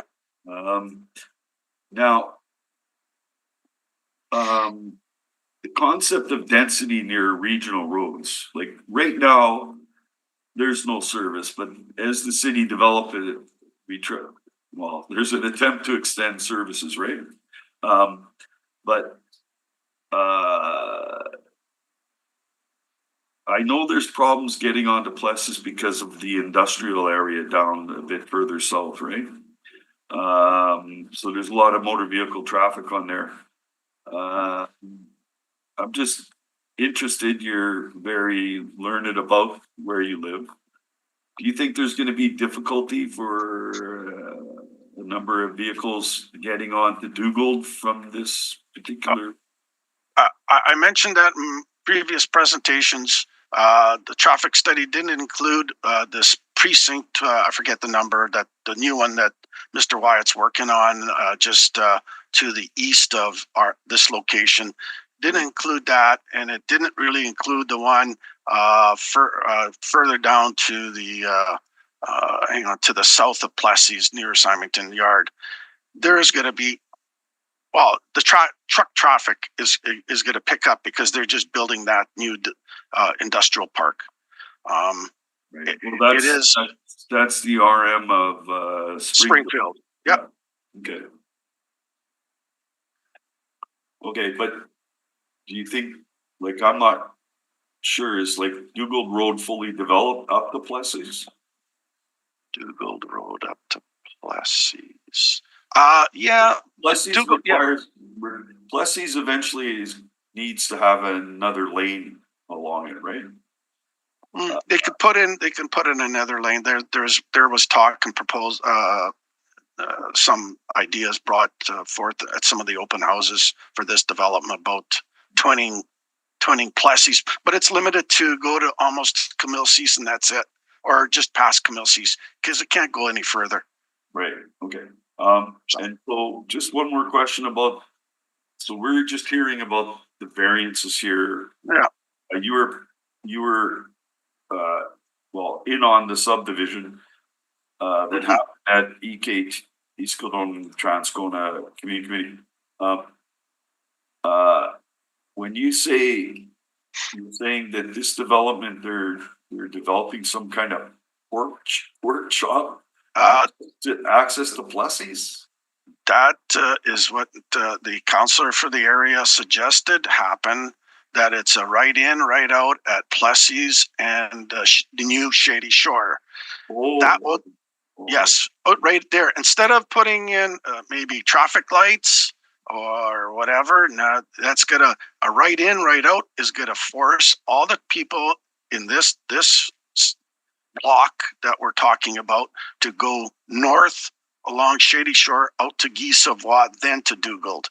And that'll just add more traffic instead of just heading out onto Plessis, turning right and left and, go on your merry way.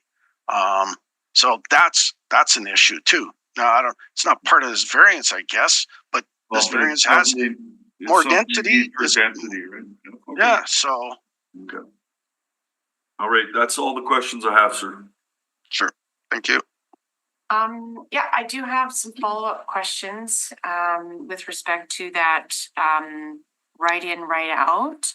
I'm just looking here on the Google Maps here. So there's, a lot of residentials that's along Plessis Road, correct? Between Dugald and, not sure what this street is, Camille Cease. Yeah. Camille Cease. Yeah.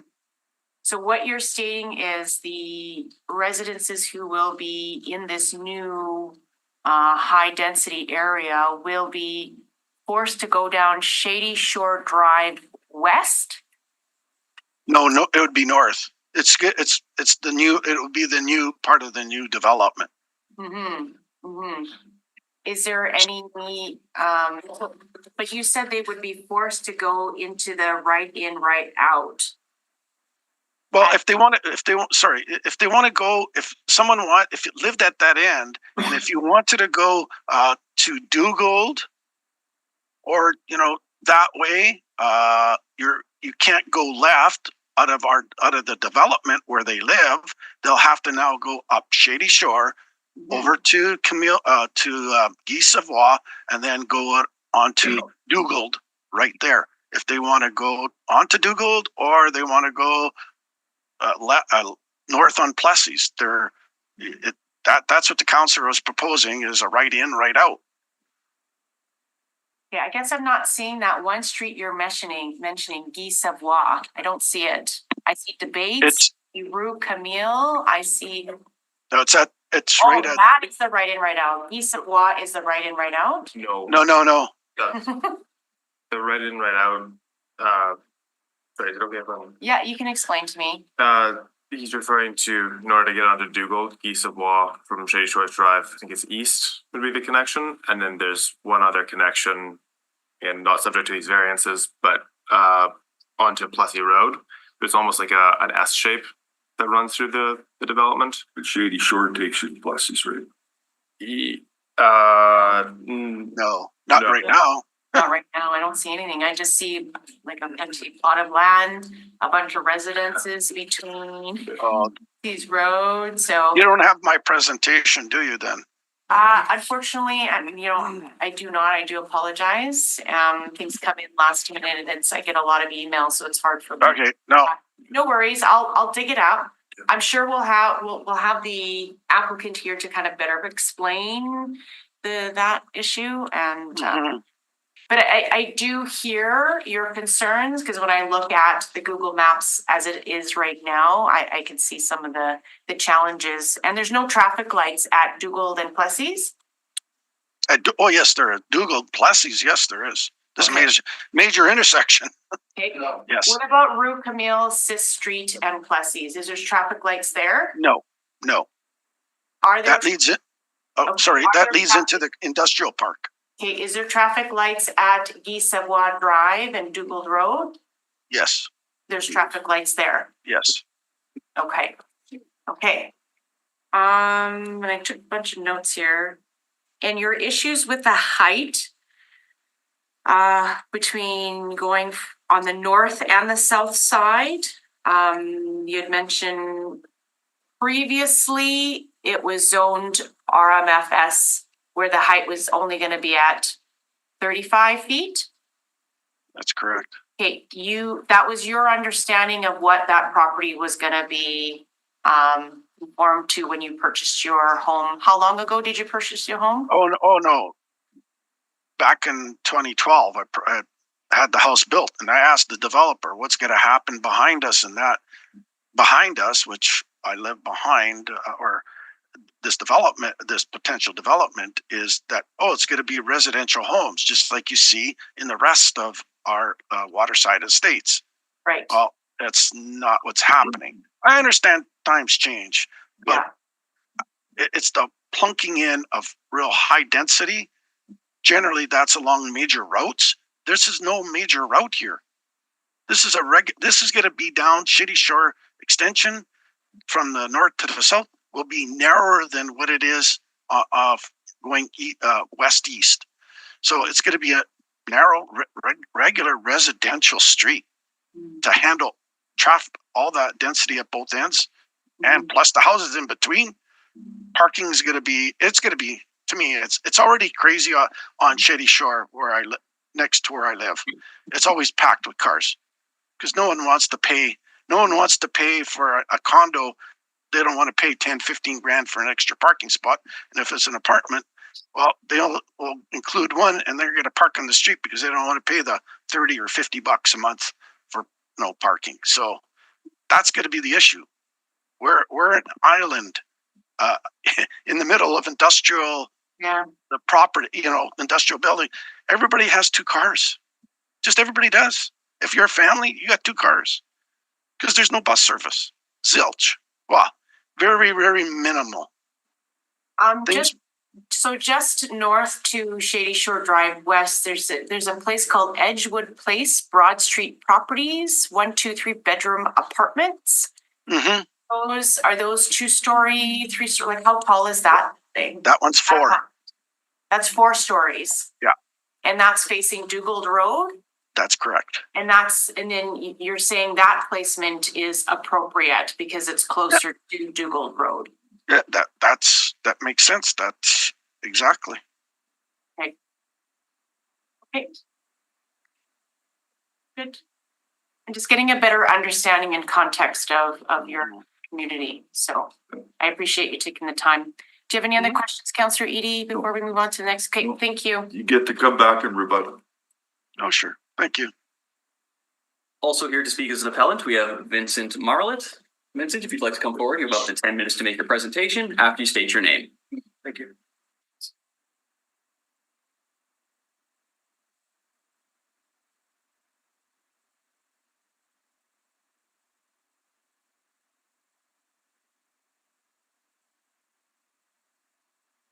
Good morning. My name is Vince Marlatt and I live at 868 Plessis Road. The location of my residence is at the south end, which has been talked about already, at the south end backing on to the proposed RMFS site. There's 5 homes that back onto that RMFS site.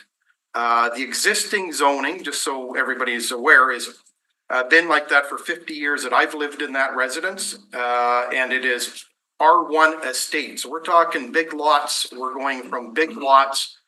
Single family is all what it's currently zoned, and they want to put in large, tall buildings. We're accepting that maybe they will be putting in some RMFS because things change, but we are definitely opposed to putting in 50-foot buildings behind our property, even if they are only 100 feet back.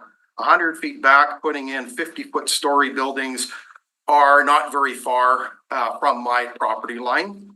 The property behind that RMFS block 5 is 353 feet from my property line to the other side. A deal was made between the council committee and the developer. How much land do you need to put these 5-story buildings or 50-foot buildings? They agreed 100 foot. That's closer to our property than it is to the back. That's 353 feet. They're saying they're going to put these 50-foot buildings 100 foot. I can still see them very well. They can still see into my lot very well from 100 feet. I have a sunroom that we invested in putting in. I'm going to have anybody on that 3rd or 4th floor staring into my sunroom, staring onto my deck. That 50-foot variance should not be allowed. All my 5 neighbors all our homes are mostly bungalows. Those bungalows, one has a pool. Everybody is basically in opposition to putting in that 50-foot variance. It shouldn't happen. I've got notes and I'm kind of just winging it. I sent in my written notification, which I guess you probably haven't received either. So I could go over that, but I'll kind of skip it for now. The administrative report has not been listened to. I don't understand why. I can quote all the things that Mr. Eady had mentioned. He had he quoted for the previous development, A, B, C, D. The reasons for recommendation is consistent with Plan Winnipeg and any application secondary plan. And does not create a substantial adverse effect, amenities, use, convenience of adjoining properties in a separate form of property and waterway. And it says, but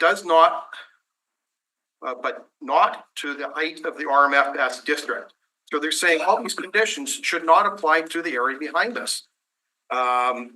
Is the minimum modification of a zoning bylaw required to relieve injurious effect of the zoning bylaw on applicant's property, but not to the height of the RMFS district? Is compatible with the area in which the property to the affected is situated, but not to the height of the RMF district. It just went through the committee and they didn't seem to have even listened to the recommendations of the planning department. I thought that's what the whole idea was, to have proper communities. There's something here on the same paper which says our Winnipeg policy alignment, our Winnipeg goal, City of Winnipeg, objective 1, responsibly plan. Well, they haven't even read the planner's report, which is kind of upsetting. My neighbors and I, backyard to Block 5, being rezoned as RMFS, consist of 5 single-family homes, which are primarily bungalows. My concerns are similar to the concerns raised by the City of Winnipeg Administrative Report by Urban Planning. Allowing the 50-foot building height variance will most certainly have an adverse effect on mine and my neighbor's property. Shadowing will definitely affect my property and reduce use in my sunroom if a 50-foot building height is permitted. Privacy will definitely be affected on my yard. People will be looking from a 4th story that's only 100 feet away into my sunroom while I'm enjoying myself. Hopefully I'm fully dressed. And if a 50-foot building is permitted, it's just not appropriate. We're gonna have a pretty good bird's eye view of whatever I'm doing in my yard on my deck. 50-foot buildings are not consistent or suitable with the area which consists of single-family bungalow homes. It's not compatible with the City of Winnipeg's infill housing and respect to public transit. That RMFS lot at the south end is 2 kilometers from Regent Avenue. How is that convenient for people to bus if they're going to put in a bunch of people in a 5 or 4-story building? Adding a 50-foot building will increase the population at the south end of the site. It will increase the need for more people to use public transit. The RMFS site is 2 kilometers from the closest busing at Regent. Will shadow affect the forests? Nobody's talked about that, which is on the west side of this RMFS site. It's a poplar forest. I know that the forestry department was involved at some point. The whole forest was requested to be left. The developer said they're going to yank half of it out. That's been agreed to. The forest consists of poplar trees. If anybody knows, poplar trees will like light. So if they put 50-foot buildings up against that forest, how long is the forest going to last? How long is it going to last before it dies out? It's going to lose the morning, the east sun. It's going to lose the early afternoon sun. 10 years down the road, do we have a forest anymore? We just don't need 50-foot buildings put in there. It just seems to be more about making money when they sell off this property to the builders. There's been no architectural designs. It's just being rammed in. Nobody's done architectural studies to see how the buildings are going to be situated, how they're going to affect our sunlight, how they're going to affect privacy. It's just being approved before, what this is saying, the cart before the horse. This is not responsible planning. So the 50-foot variance at the south end of the development should be denied, in my opinion, and that's the same opinion of my neighbors. Unfortunately, one of my neighbors is out of the country and not able to participate, but we've gone a long way having to participate in a couple public hearings, open houses, and unfortunately has to miss some of them. So the 5 homes on Plessis Road back onto RMS 5 are sacrificing a lot, going from the existing R1 estate lots to multifamily. And we don't dispute this. Fine, the city needs property. We're saying, hey, you put up a multifamily that's 35 feet, you have 350 feet by 700 feet to deal with. That is plenty enough, but you don't need to stick in 50-foot buildings to make money. It's all about money. This is a large change from the existing zoning. It's asking too much to ask from the residents to accept a 50-foot height variance onto the change. Also, if they do 50 footers, that's a low field. I've been there for years, 50 years. They're gonna have to fill that field with 3 feet of fill before. Now these buildings are up to 53 feet above our existing property. The Camel Cease apartments that they put in beside, which are townhouses, they had to raise that up about 3 feet to make that a proper building site. So this is probably gonna be, if they allow it, those buildings are gonna be 53 feet. My house is 15 feet. Like, just, it's not appropriate. Thanks for your consideration. I hope you, hear my request to deny the 50-foot height variance in that area. That's all I have. We do have questions. Yes, Councillor Edie, go ahead. The neighbor out of the country, are they on the list of the appellants? I don't think so. I think that it was all done and Bernadette would be. Yeah, not on. So. No, I didn't see them. So unfortunately, they had other arrangements, and so there's 5 residents that are really being affected at the south end. We're all pretty engaged to disputing this. We've always our position when this development came out was we want a single family. We've been there. That's what was supposed to be zoned. I've been there since 1974. Well, and but that's not reasonable. Okay, I understand that. I was going to ask you a question. So, yeah. There's thousands of properties since the 1974 that have been rezoned. You know that, right? I'm not, I'm not in that business, so. Yeah. Okay. Anyway, so you don't know, so I I'm not. Made you aware of it. Okay. This is not. It's not something new, is what you're saying. No, and as a matter of fact, the problem with this city is it spreads out more and more out, and then things become unaffordable because of course, spreading out because it's easy to do on the prairies, right? Yeah. Anyway, so help me. What street are you on? I'm on Plessis Road. Well, you're one of the Plessis. So I'm on Plessis Road, so I'm at the very south. I'm the second last house from the south. So you have Camille Sykes. So it seemed, did I not hear in this variance, they're keeping it at 35 feet? They're keeping it, but they want to, for the first 100 feet. But no, that, I think, well, I'll confirm it again, but it sounds to me as if the height limitation of 35 is applied. But they want right along there. But they want a variance. No. In that RMFS. I think the variance. Anything beyond 100, the field is 353 feet deep from our house to halfway into the forest. If they want to take half the forest. I'll confirm it again. So I could have sworn I asked the question and I heard that close to Plessis, it's max 35 feet. No, okay. That is inaccurate. Right. Okay. Because they're requesting a variance of 50 foot, which is 100 feet from our fence line. So they want to put up 50-foot buildings for 250 feet and a 35-foot for the 100 that is on our property. We're saying that's too close. All right. Okay. Yeah, there seems to be a lot of different lots. Because I'm looking at a picture right now, There's a lot of different areas. There's the R1 lots, there's the RMFS, which is, the block 5, which is at the south end, and that's where that's the one you're where we're talking about is that block 5. Okay. And in the block 5, the developer wants to put in a variance of 50-foot buildings, but they can only be put in after 100 feet from our property line. And that whole field is 353 feet from our property line. Well, it's an RMFS zoning.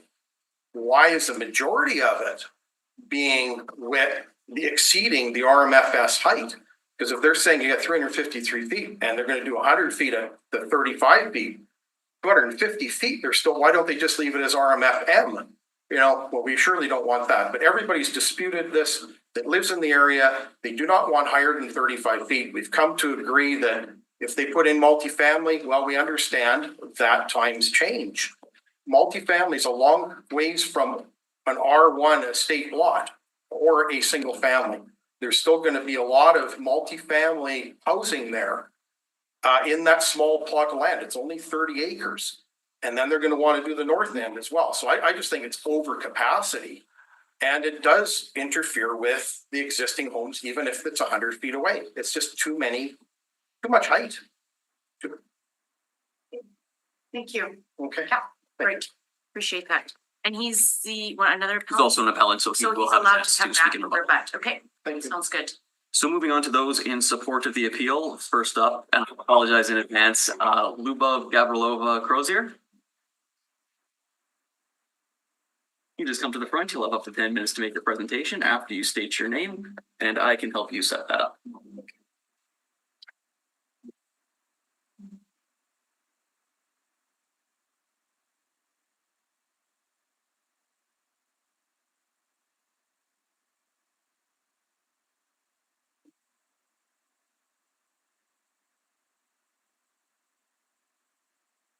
Second here, I'm just gonna share.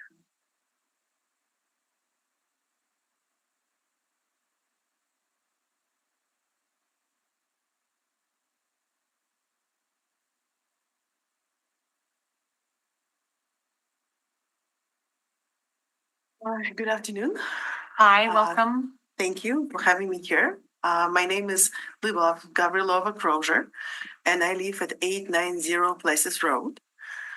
This is the one of the properties that is behind Block 5.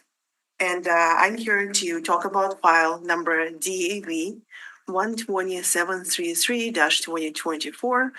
In particular, I'm in opposition to the variance to Winnipeg zoning bylaw, number 200-2006. Specifically, I'm in opposition to the variance height from multifamily small from 35 feet to 50 feet. Just to know, this is a significant variance. It's almost 43% higher than what's allowed currently under the bylaw. So the next few slides, I will explain as to why I'm against that variance. So obviously the taller buildings behind my property will have adverse effects on me and my property. So first of all, there's a shadow impact from a taller building. Obviously, the taller the building is, the longer the shadows is going to cast. There's also privacy concerns. Unfortunately, developer, they didn't produce any drawing to explain what exactly they're trying to build. So I don't have a full understanding how those proposed taller buildings are going to be located in that Block 5. Therefore, it's kind of unclear to me how the community committee was able to approve this variance without really realizing what it is going to be built in there. So in addition, a report from public service also did not recommend to approve this variance for that same reason, because they didn't know what exactly is going to be built. When the variance was approved at the committee level, it was stated that it's not going to have negative impacts on existing infrastructure.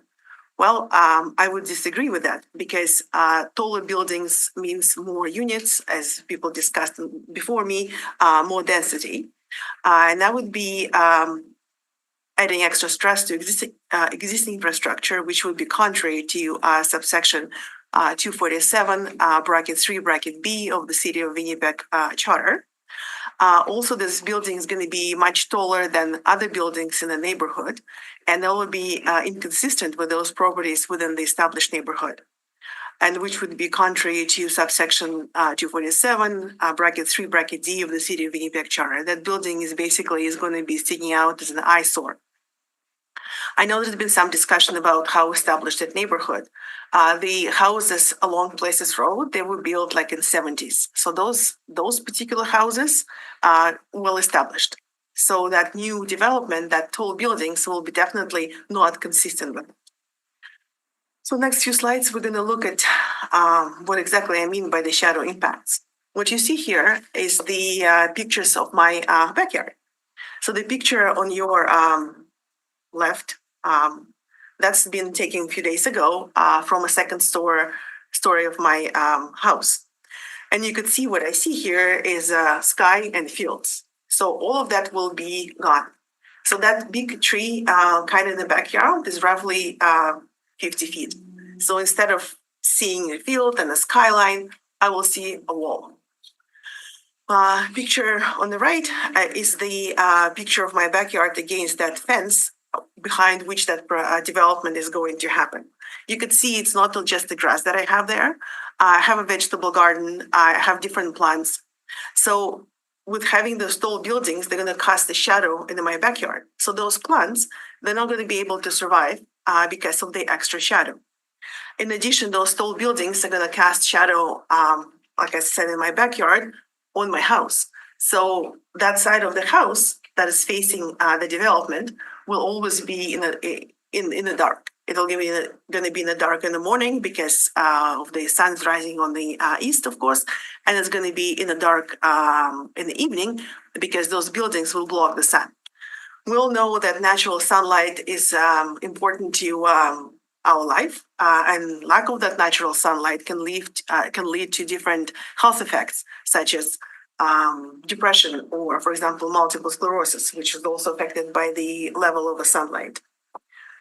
So next picture here, what you see is the Plessis Road. And this shows you how that increased density will have impacts on the existing infrastructure. As people before me noted, that area virtually has no deposit. There's almost no, there's some bike lanes along the Dugald, but you have to kind of walk to that bike lane. So people who were going to leave behind my property will have to drive. And this is the road they're going to be driving on. You can see it doesn't have any really, it's narrow, doesn't have a lot of shoulder. Its surface is uneven and full of cracks. So putting more vehicles on that road will not help the matters. It will make that situation worse. So the next slide is also, it's been taken a couple of days ago in the morning in front of my house. My house is roughly 700 meters from the intersection between Dugald and Plessis. On the picture on your left, you can see this is the vehicles that going south. And then if you kind of look really closely, here you can see there is that green little light. This is the intersection light. And the people that, the vehicles that going north is the vehicles that stopped on that red light trying to cross the street. So during the peak hours, that line stretches all the way to my property and beyond. And I have multiple pictures that would show like a steady flow of traffic at any time of the day, both directions. So if you're going to have that extra density behind our houses, more people are going to be on that road. So that road, that's an extension of the shady roads, is going to create even more traffic and more traffic jams in front of my house. I wouldn't even be able to leave my driveway because of that constant traffic in front of me. So that basically concludes my presentation. So I would like to ask this committee to reconsider that variance that was approved by the Transcona Community Committee to allow the development, the multifamily units small to be higher than 35 feet. Like as people before me also said, like I understand of the housing situation. I understand of the needs for the units. But one of the things that I'd like to note that when we talk about housing crisis, we talk about affordable units. I don't believe that development behind our house would be necessarily affordable. And less affordable units are available. You can buy them if you have money. So, but again, as a compromise, like I would prefer to see a field and a skyline behind my property. I understand that's not possible. So a compromise from my point of view, I will agree to multifamily small units that are not taller than 35 feet. Even better, I would prefer them to be capped at 2 stories. Where's the compromise from a developer side? Shouldn't they have some kind of compromise and agree not to go above what the bylaw, the existing bylaw states? So with that, I conclude my presentation, and if you have any questions, I'll be happy to answer them. Do you have any questions, Councillor Edie? No, just remind me again, I was writing my notes down, but the picture you're showing right now, the vehicular traffic, this is Plessis? That is Plessis right outside front of your home? Yeah. Okay, and every day that's how you access Plessis. You don't have a back lane to. There's no back lane. Okay, no back lane. You have a front driveway approach. only front drive, yeah. Okay. And what time of day is this? That's 8 o'clock. AM? Yeah. Okay, and then the light, I see the picture on my left, your right. Yeah. That's the traffic light at Plessis and Dugald? That little thing here, that little green, that's the light that turned green. So people will eventually, be able to cross it. But during the peak hours, that waiting line stretches beyond my property. Mm-hmm. So it's a very heavy traffic. Even like if you look at the assessment page of the city of Winnipeg, it will show you, it says heavy traffic, because that Places Road, it connects the south end, like people travel on the Lashmardia, they will go through Places Road, they go into Dugald, they cut in front of my houses.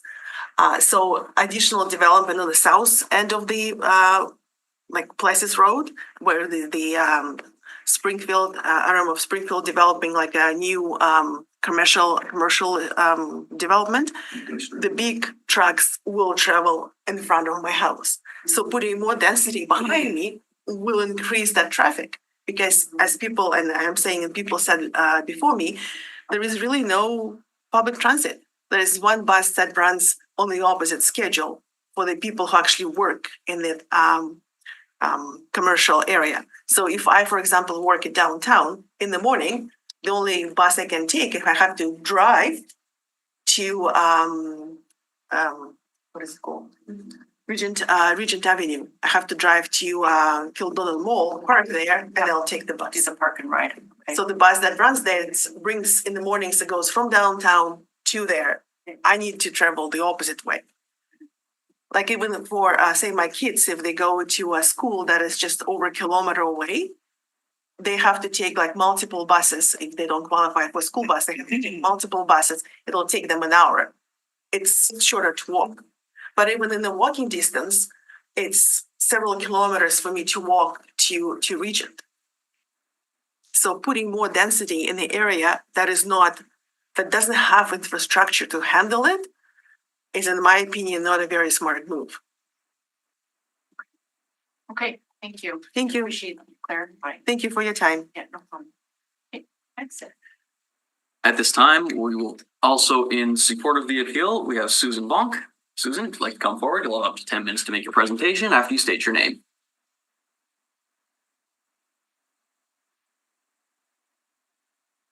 Good afternoon, it's Susan Lonk. I have submitted paperwork, written form, and I just wanted to reinforce that I agree with Dan and Vince and those who have spoken before me. I think the biggest concern that we have is the traffic. The traffic is just, like the picture said, the roads weren't built for the high traffic. And it is just very busy. I mean, when the trucks go by past our house, we live on Plessis Road. Our house actually shakes. And yet there's a lot of traffic backed up as well because of the high density. Adding more property outside behind our house would increase the density of people there and more vehicles on the road. Another thing I'm concerned about is in the new development, if there's going to be any sidewalks. And I would like to see that, because if people have two vehicles and they don't have room to park it, they're going to be parking on the street. And then more traffic will be weaving in and out of that new street. And another big issue that we have is the lack of transit. That's already been mentioned, that there's nothing like that. Those are the main things I wanted to bring up. Thank you. Yeah, go ahead, Councillor Edie. Forgot to ask the previous presenters. So the city has this on request transit service where they come and pick you up close to where you live and take you to a place where you can jump on a bus. Do you know if that service is available in South Transcona?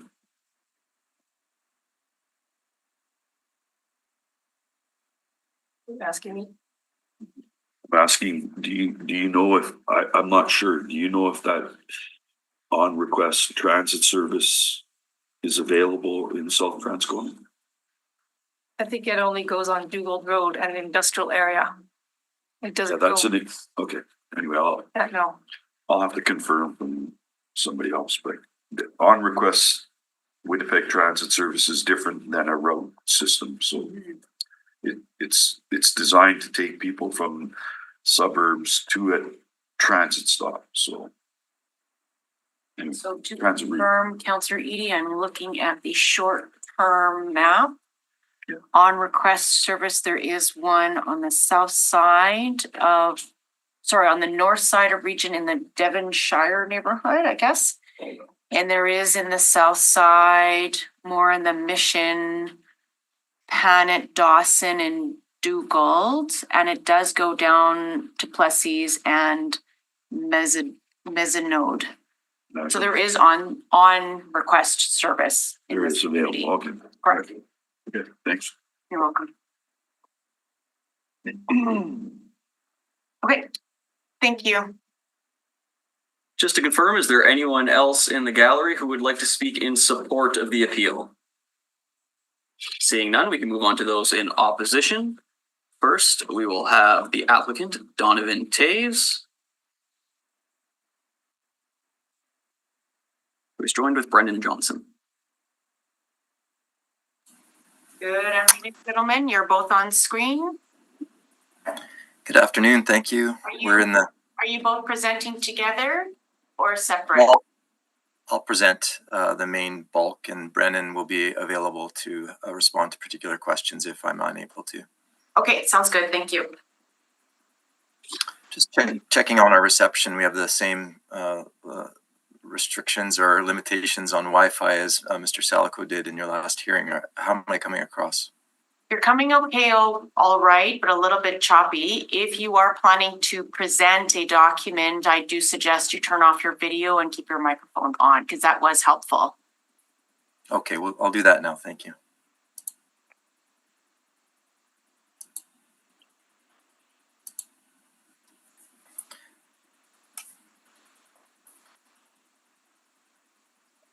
And Mr. Johnson is sharing screen for me, and I'll present. So I'm just waiting for it to come up, and I'll ask for confirmation when committee can see it, please. Yes, we can now see it's titled Waterside East Residential Neighborhood. Great. Okay. Thank you, committee. If you're ready for me, I'm ready. Is it all clear? Yeah, we are good to go. Thank you for confirming.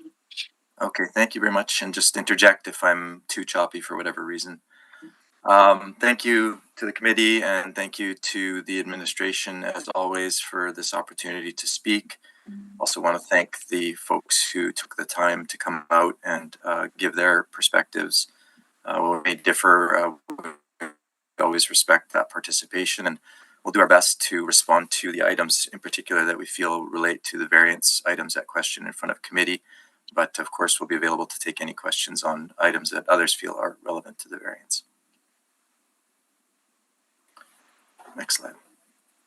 And I think there's a bit of a lag, so when I pause, there'll just be a bit of a lag between slides changing. So just some recap items: that Terracon and Waterside Estates are the developers, Landmark Planning are the planners and engagement folks, and AECOM and Stantec are our engineers on the team for traffic and for servicing.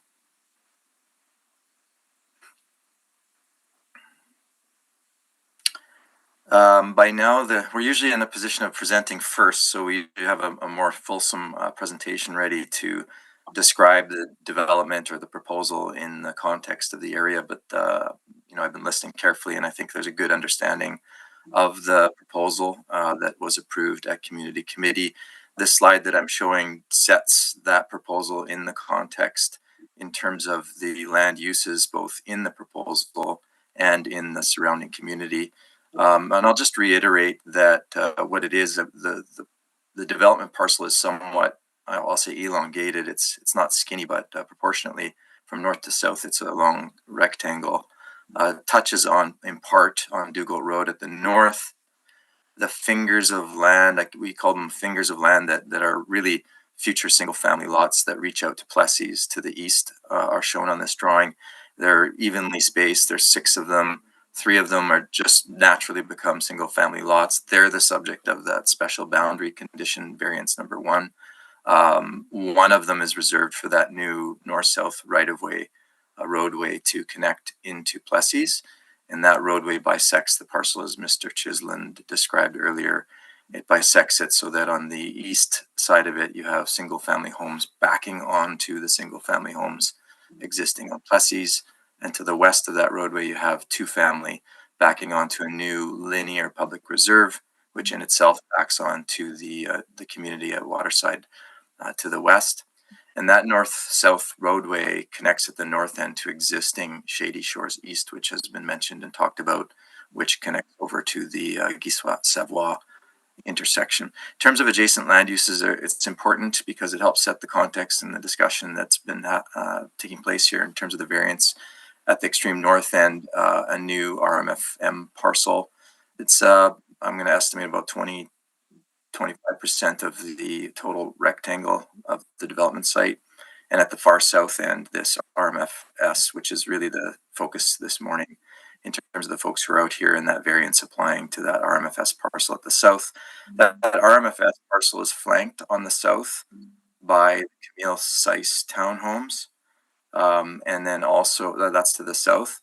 And then it's flanked by a new public reserve, which we'll talk about in a moment. And beyond that to the west, it's flanked by this Camille Seiss condominium complex. Well, I heard is there a possible question, councillors? No, keep going. Thank you. We'll go to the next slide, please, Brennan. And then this slide, we're just zooming in on the actual proposal, which I've just described. So we can go to the next one. And as we're doing that, again, those single family R1 units are large lots. They're in the largest category of zoning state, but they're just smaller than the existing large lots. And there's nothing that can be done about that without acquiring those other single family lots. So that's why that special boundary condition has been I guess requested or required, if you will, and committee saw fit to approve that, and that's a matter of appeal today.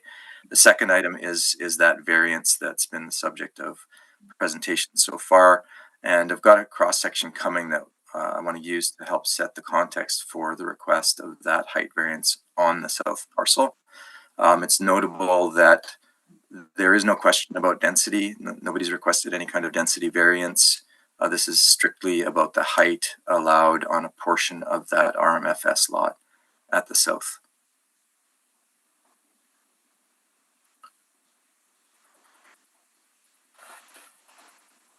So we'll go to the next one. I'm going to skip this one because I'll speak to special boundary condition as questions arise. Okay, so this slide is showing a cross section, and I'd like to describe it verbally. If one imagines themselves in that southerly parcel at the south end of the entire development site and looking north, this is the cross sections that are being presented. And I'll describe it from left to right, or which would then be west to east. At the far west or left is the existing Camille Seiss condominium units. And again, in cross section, you just show one unit. To the west or east rather, to the right of that next is an existing pathway. It says proposed pathway because north of this cross section, we would add to the pathway, but there's an existing pathway there. The area allotted for that pathway is 47 feet. It's really beautiful. And beside that is the forest that people have referred to. And contrary to what was noted as removing 50% of that forest, we've actually worked with administration to continue to increase the amount of that forest that gets preserved. It's private land that the proposal is to turn into public reserve. So it's newly created public reserve that's 153 feet wide. That's what's next to the 47-foot pathway. So 200 feet in total as we're going here away from the Camille townhomes. And then we reach, as we go east, the actual development site. And what we've shown is the proposed 4-story building, the subject of discussion this morning. And then as we go east, a 3-story building. So that reflects this requirement that community committee imposed which would limit within the first 100 feet, and in this drawing beyond 100 feet, any building to be 3 stories. It's notable that single family home height limitations zoning bylaw are 35 feet. So, we saw fit to propose that 3-story building most closely to the homes on Plessis, and the 4-story building behind it. And I'll come back to this. I'll just finish the cross section.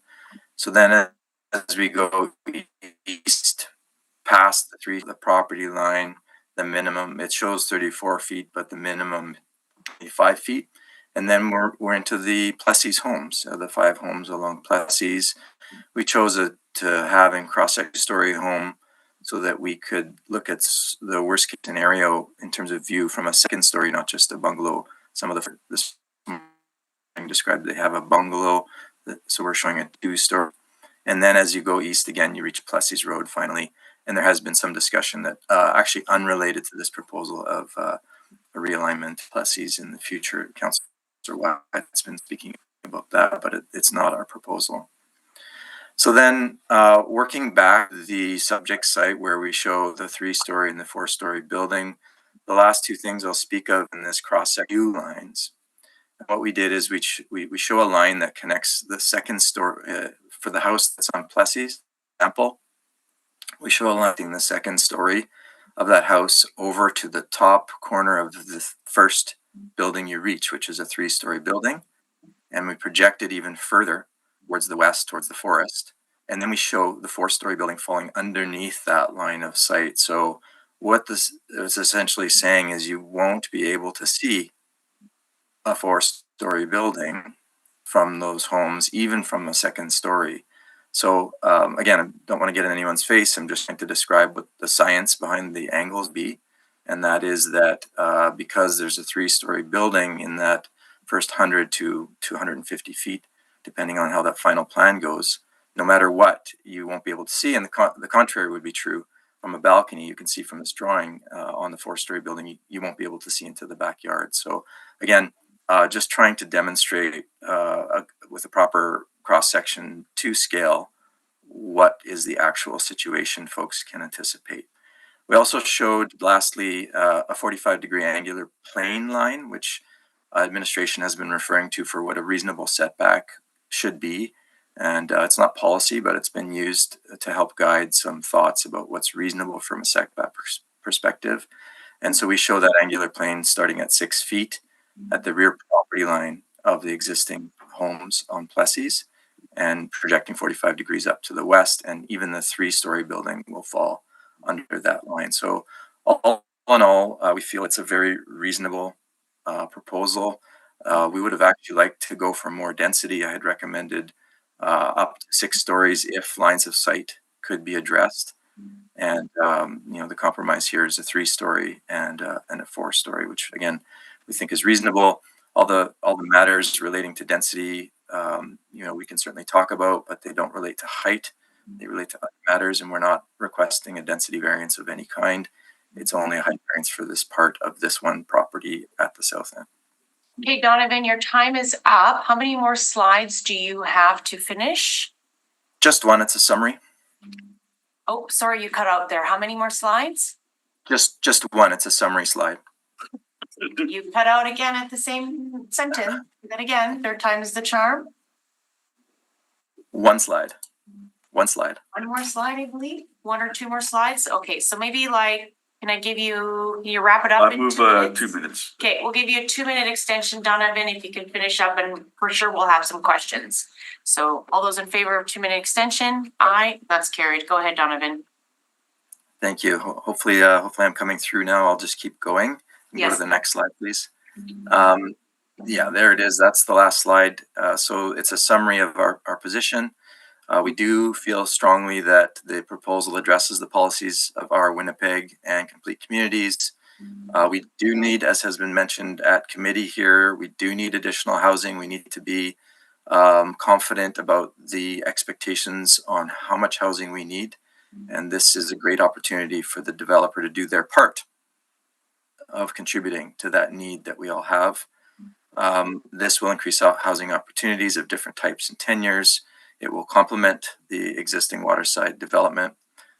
It would create a more complete community. I know there were concerns raised here and we respect those concerns. However, there were no traffic or safety concerns noted by Public Works or our professional engineers in terms of the traffic additional. There was lots of talk about Plessis, which is a regional road, which deserves a regional conversation that falls to the administration to rationalize. And the proposal was supported. I know there were comments about, not following the planner's advice. There were 100 items, just to throw a number out there, that the planner recommended, all of which were followed, and the committee saw fit to make one adjustment, not an entire disposing of the administration's recommendations. One adjustment, which was this one story for the reasons we cited.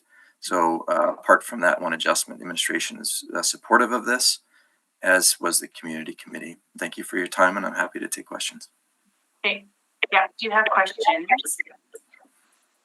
I do, Madam Chairperson. Okay, and I'm hearing a little bit of feedback, but go ahead, Councillor Eady. Right, I wasn't part and not familiar with the whole hearing, but I'm just wondering why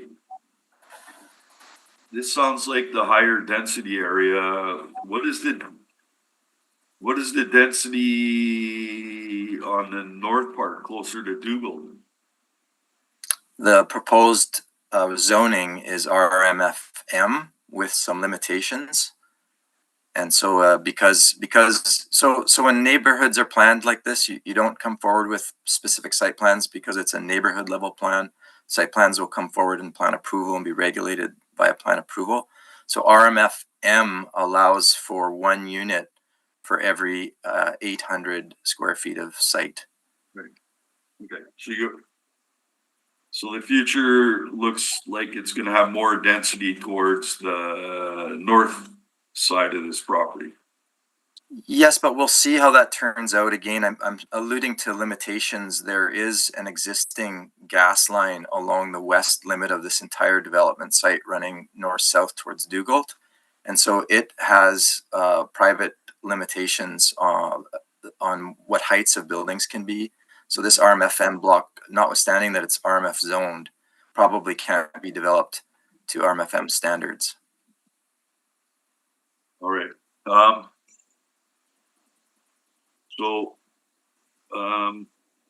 I guess really, you presented and I think addressed the issues that they were talking about, but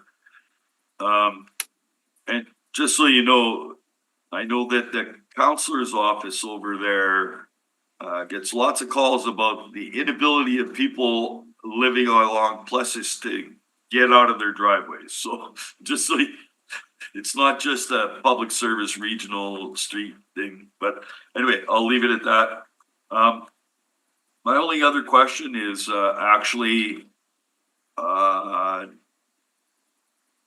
did the counselor make plan approvals come to EKT? I believe that's correct. The planner can verify that. That's correct. He did? So any specific designs that you're coming with in the future will be run through the community committee then? Yes. All right. So if specific details need to be addressed there, then that's where it'll happen then, right? Because you're talking about a proposal of a 3-story, 4-story combination over there. It's hard to conceptualize it other than you were saying about the angles, right? But when it comes right down to the design of those on that property, again, I'll just want to publicly confirm it's going to community committee? That's correct. That was a condition included in the DAS set. Good, thank you.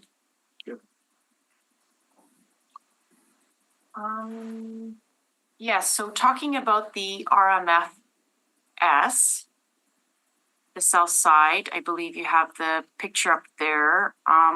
Could you go to slide 10? I think that shows a little bit better of what, where the buildings are gonna be laid out. Can you zoom in? If possible?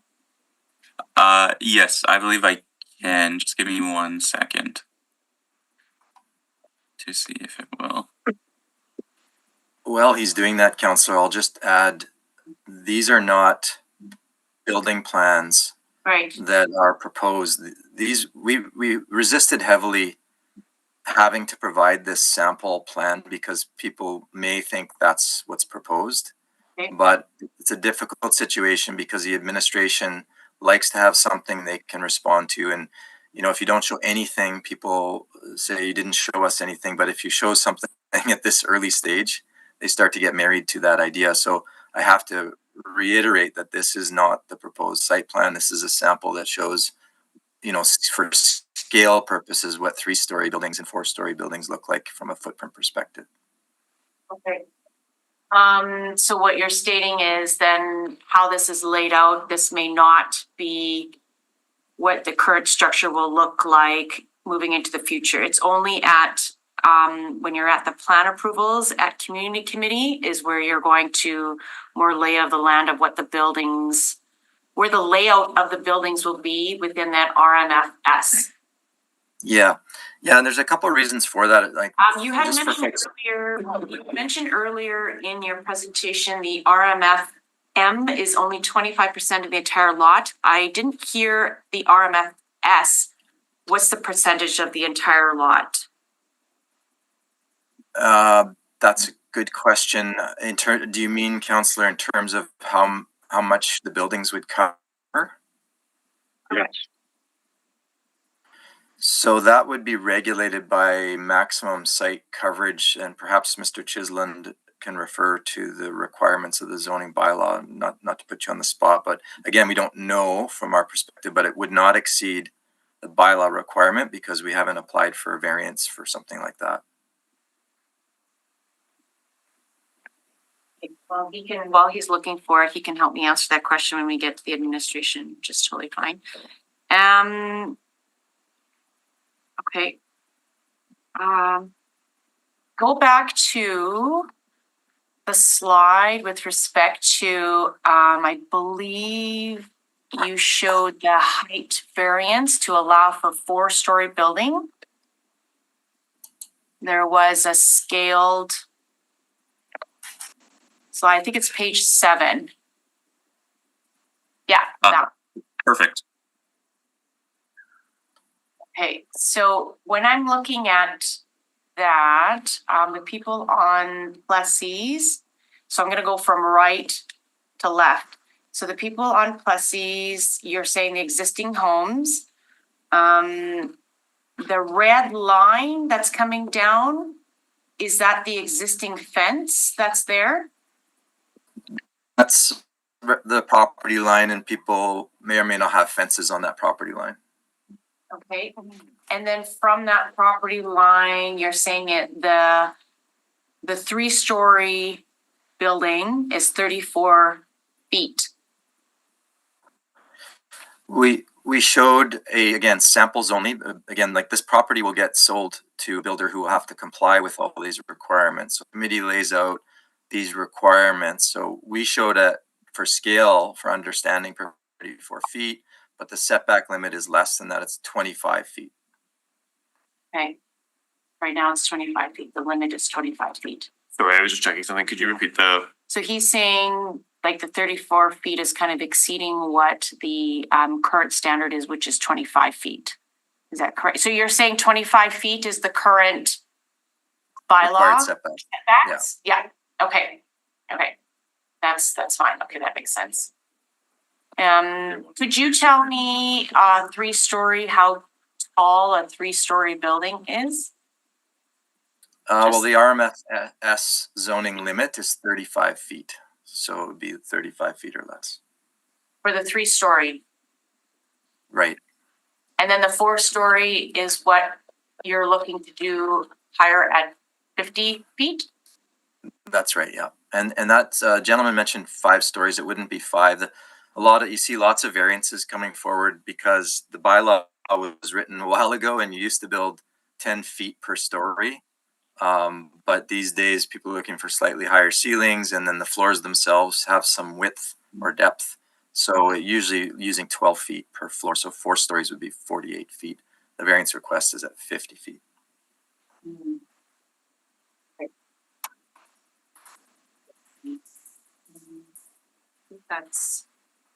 That's all the clarity that I need. Councillor Edie, did it pose any more questions for you? No? Really? No, sidewalks. Someone had mentioned sidewalks. I know your plan does not show sidewalks, but I guess can you kind of talk about the connection between, you know, the community to the green space? I do know there's an existing park. You've got something, looks like a basketball court or existing forest, and then what are the discussions, I guess, are being made to ensure that the community has sidewalks? For sure. Thanks for the question. There will be sidewalks is the short answer. Along the new street, there will be a sidewalk on one side. There will be we propose the connection, a pathway connection from that north-south street and sidewalk into the west to the existing, there's an existing pathway that leads through houses into an existing park in the community to the west. There will be sidewalk connection to Plessis along the roadway as well. So the sidewalk connections in the public realm will be in place. We are proposing a pathway as well. I mentioned between Shady Shores at the north end, where it will connect into this development, and Shady Shores at the south end, there'll be a long pathway that's along that gas line that I mentioned previously, a big long north-south pathway that connects all of the things I've just mentioned. So very well networked pathway and sidewalk connections.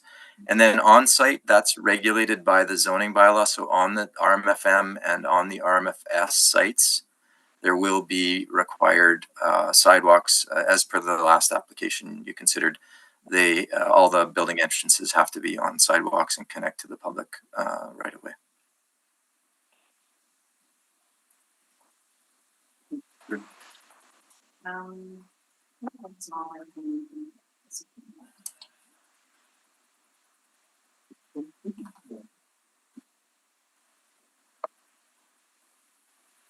think I'm good. Councillor Edie, do you have any more? No, I think everything is being clarified in terms of. Okay, good. So we'll move on to, I believe, thank you guys. Appreciate you guys coming out. And I just want to confirm, Brendan, you were just sharing your time with Donovan? Correct. Yeah. Thank you. Excellent. Is there anyone else in the gallery who would like to speak in opposition to the appeal? And anyone who would like to speak, you'd like to speak in opposition to the appeal? Excellent. I will just need you to fill out one of the forms at the back.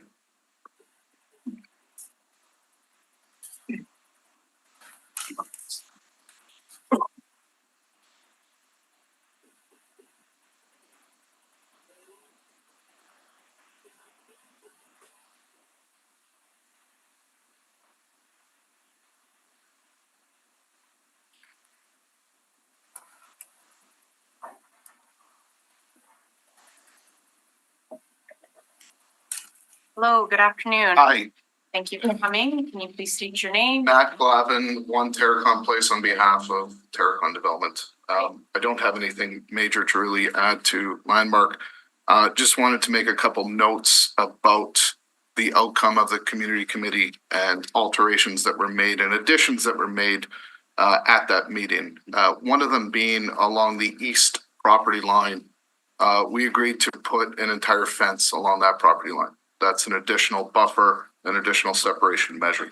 Another thing at that south property line or that south property zone or RMFS, it was agreed for a 25-foot setback as a bit of a buffer to not have the buildings directly abutting that new fence. In addition, Donovan sort of went over it, is that step down, that 4-story down to 3-story as that agreed upon variance upon things. So I think there was a lot of outcomes from the community committee that helped mitigate a lot of the concerns. And I just wanted to add that. I just have one question. Counselor Wyatt applied his usual heavy rigor. I think that's what you're saying, is that right? No, I think there was a compromise on these matters. From what you heard from the public? Yes. Okay. Thanks. Thank you. Thank you. Okay, go ahead. Fine. Okay, just to confirm, is there anyone else looking to speak in opposition to the appeal? And anyone to speak for information on the appeal? Seeing none, we can move on to questions for. Will I be able to speak? You will be able to speak in rebuttal. Yeah. But at this time, it'll be questions for the administration. Yeah, I have one. Go Well, ahead, Counselor Eady. I mean, I have a couple, but Yeah, yeah. the first one that I heard, I just want to confirm. So the public service came forward with something that got changed. When you looked at that property and all the different, like it's actually sounds like quite the 30 acres is actually a lot of land, so there's a lot to be worked with there. So there was accusations that the committee didn't listen to the planner, but when the public service looked at this plan, you just applied I think we have policy and bylaws and stuff related to this. Can you just explain what report you came with and then it got changed? Sure, of course. So this was there were two associated files here. There was a subdivision and rezoning application, and then the variance application. Of course, the subdivision and rezoning application, there were some changes made there, but those are of course not on the committee's agenda here, the appeal committee. And so it was the variances, I think, that were being discussed, and one of the items. So the public service was supportive of the variances to the special boundary conditions, and we were not supportive of the 50-foot. Yeah, exactly. Right. And the reason that we were not supportive of the 50-foot variance, or the 15-foot variance, and I guess it would be 35 to 50 feet for the RMFS, is that there are no plans submitted with this application. Oh, right. And so we looked at it and we said, does it meet the 4 criteria for us to support a variance? And we said, well, without knowing what the buildings are going to look like, without knowing where they're going to be on the site, without having any of those details, we can't say definitively that there will be no adverse effect. Right. And so we're not prepared to go out on a limb on that and trust it. Is it possible that they could do a 50-foot building there that wouldn't have an adverse effect? Yes, absolutely. But without seeing the building, it's just, there's nothing to. You have to deal with absolutes, right? Right. Yeah, exactly. The one thing also to note is there is that this variance now functions in conjunction with the building height in the zoning agreement that was applied to the RMFS parcel, meaning that this was talked about earlier, but that there's the 50-foot height maximum. However, it's dropped to 35 feet for the first 100 feet from the east property line, which does slightly change the calculus, but ultimately, yeah, our position would be the same without looking at building plans. We can't say definitively whether or not there'd be an adverse effect. So when the plan approval, they'll be working with you. No, there wouldn't be a requirement if they were to get the 50 foot. There's a plan approval that is required on this subdivision, which also will mean that variances will have to be complied with or whatever. That's true, but the 50, it's, at that point, it would be too late in the game if, you know, if the 50 feet have already been approved, then the applicant has every right to build within their entitlements. Anyway, you'll get to inspect the plan when it comes, right? Yeah. The developers not work with the public service to come up with a site plan and stuff that gets approved. Do you mind, could you rephrase the question? I'm just, it looks like the developers hired Landmark, well, whoever ends up buying the lot, the builder, they'll be working with the city's public service to prepare their plan approval document. Yeah, that's true. All right, thank you.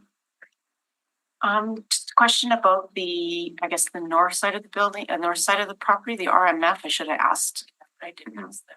What's the height restriction for the RMF M? It'd be 70 feet. 70. That's right.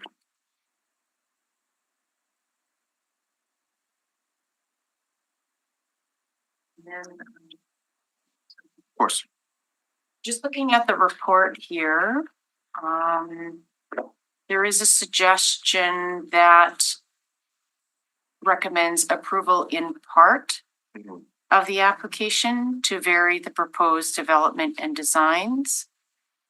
I'm a little confused here because it's saying proposed block 5, proposed block 7, block 8, block 9, block 10, and then there's like a strikeout, and then it says subject to the following conditions. So the first 5, that is what, those are the variances, right? That is currently supported by the department.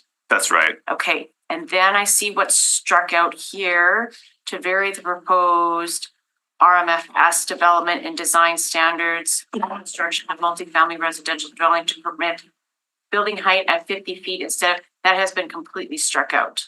Right. So that would, That is what is the varying where you're not supporting, right? exactly. So if that, and I'm not putting words in anybody's mouth, but I'm just looking at it, you know, if this committee were to support that in part, what happens next with the height of the RMF S? Like in that, like, cause that's obviously, that is what it's currently zoned. Did it during happen the planning and whatever you called it, the subdivision and stuff, right? Right, right. Okay, so that happened already. What is, I guess my question would be, what is the height restriction or what is the height for RMFS? Yeah. Well, the height is typically 35 feet, Okay, but in this circumstance, it would be, assuming that the committee were to approve their variance, or to deny the appeal and approve the variance, then it would be a height of 50 feet on the RMFS parcel, except for within 100 feet of the east property line, where the height would be 35 feet. but if we were not, so, but that's kind of where I guess it gets a little confusing for me because you have it struck out like completely. I don't see anywhere in this decision where it talks about that 100 feet, right? It's just saying, you know, you're striking out 50 feet instead of 30 feet. I don't see anywhere in this particular document I'm looking at right now, that 100 It's in feet the setback. subdivision. That's fair, yeah. And so it's in this, that's why the zoning agreement, which is part of the subdivision and rezoning, Yeah. it's relevant to this because the zoning agreement that the community committee applied as a zoning agreement, Okay. and they said within 100 feet of the east property line Okay. of the RMFS parcel, Yeah. the building height will be 35 feet. Okay, so they have, it's in the zoning agreement. So Yeah, you can't exactly. change that at this juncture. That's correct. Okay, Yeah. so then we're just talking about, I guess, the backside of it, right? Those buildings are typically what they're calling 4 stories, is to vary the backside to be 50 feet, right? Yeah, And that's that is right. current, and then, so backing up a little bit, in this administration, you're striking that out and not supporting it, and we'd like to keep it at, or the department is suggesting keeping it at 35 feet. Well, we don't, That's what I'm wondering. If The- back- the if public the service- zoning, if the zoning agreement already says the first 100 feet, you're already restricting it at 35. mhm. If we did not do the vary of the land of the, or vary the height to 50 feet, we just strike it out. What would it be allowed to build on the last portion of? 35. Okay, Yeah. that's my right question. across. Right across. That's what I wanted to know. Okay, I'm getting clarity on that. Good stuff. Thank you. Uh, Did that pose any more questions for you? I have no more Counselor? questions, but Okay. before the appellants come and rebut me, I just really have to go to the water. Oh, okay, sure. 2-minute washer break. Yeah. Okay. Well, 4 minutes. 4-minute washer break. Okay. Very good. Okay. And we are back from our small little break. Just to ensure we don't have any other questions of the administration, Counselor Edie. I think I just did.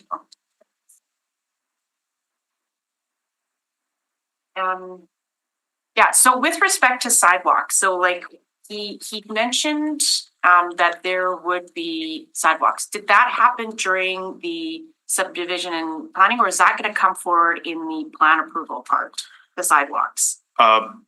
Generally speaking, that's in the servicing agreement, which is, or the development agreement, I believe, for this one, which is, was part of the subdivision and rezoning, and there are sidewalks. The RMFS and the RMFM portions of the site will likely require their own sidewalks, which would come forward at on the sidewalks on private property would come forward then at the plan approval phase. Okay. But in terms of the public sidewalks, those have already been, That would. yeah. Okay. And then you had mentioned, and just to reiterate, the plan approval is coming back to community committee. That's correct. Okay, sounds good.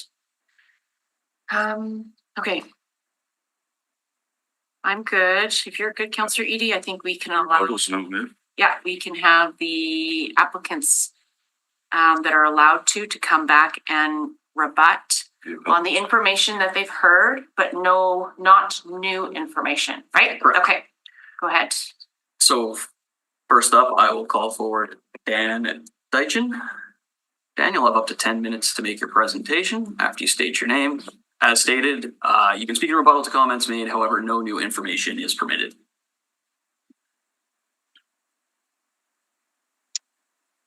Dan Deitchen, again.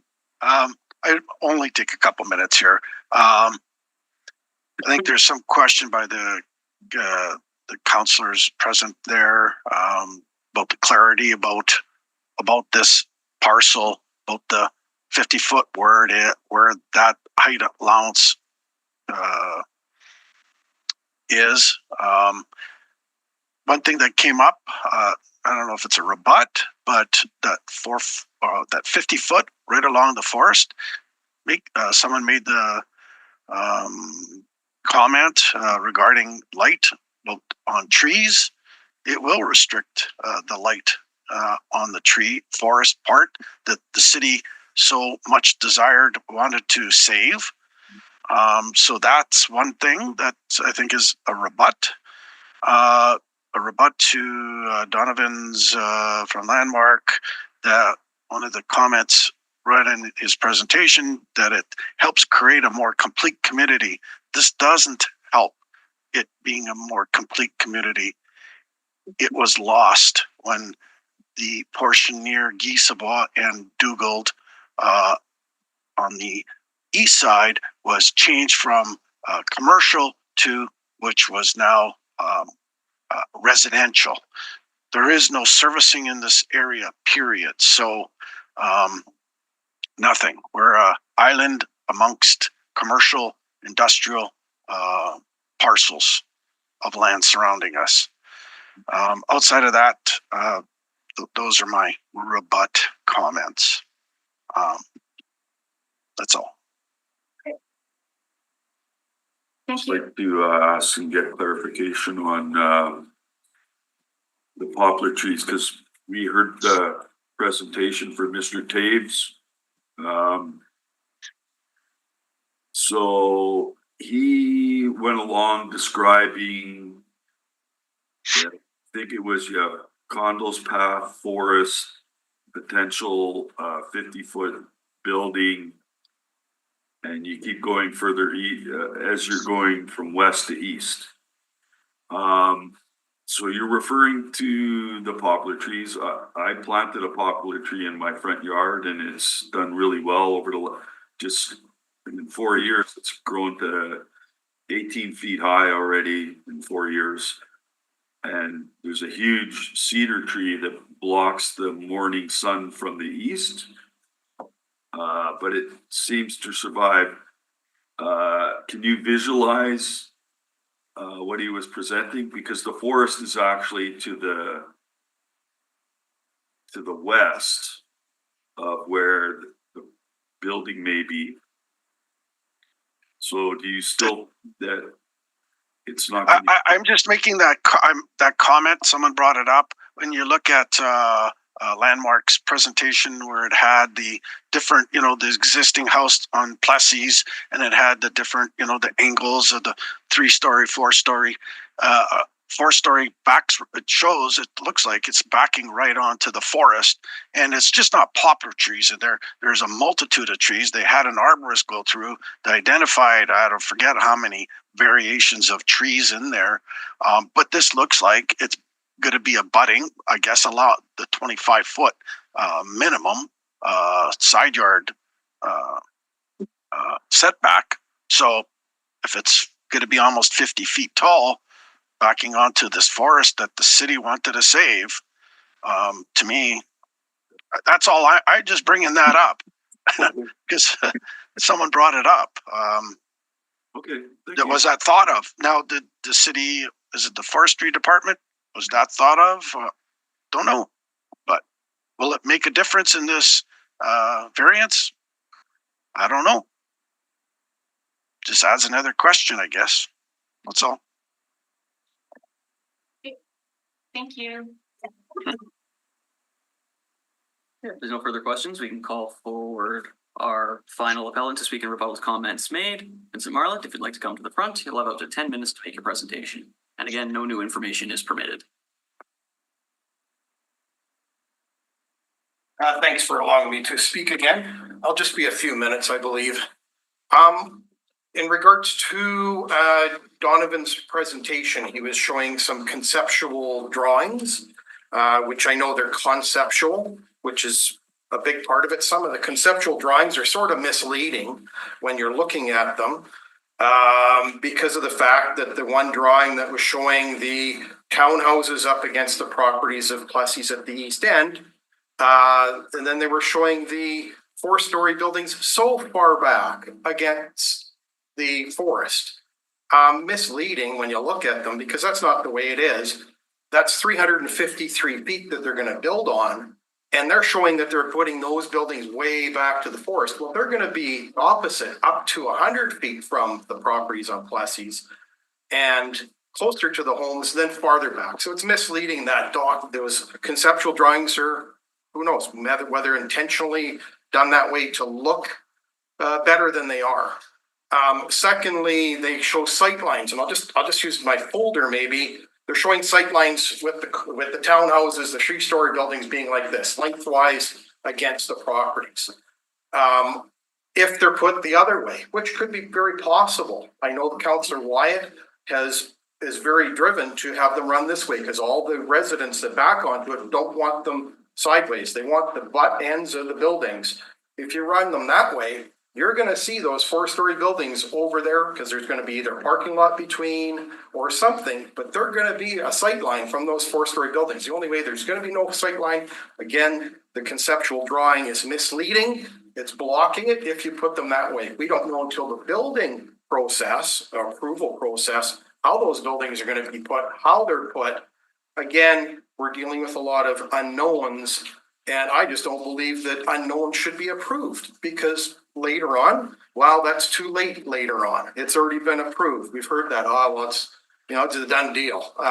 So I think those conceptual drawings Yeah, they're to give you a certain picture, which isn't really accurate.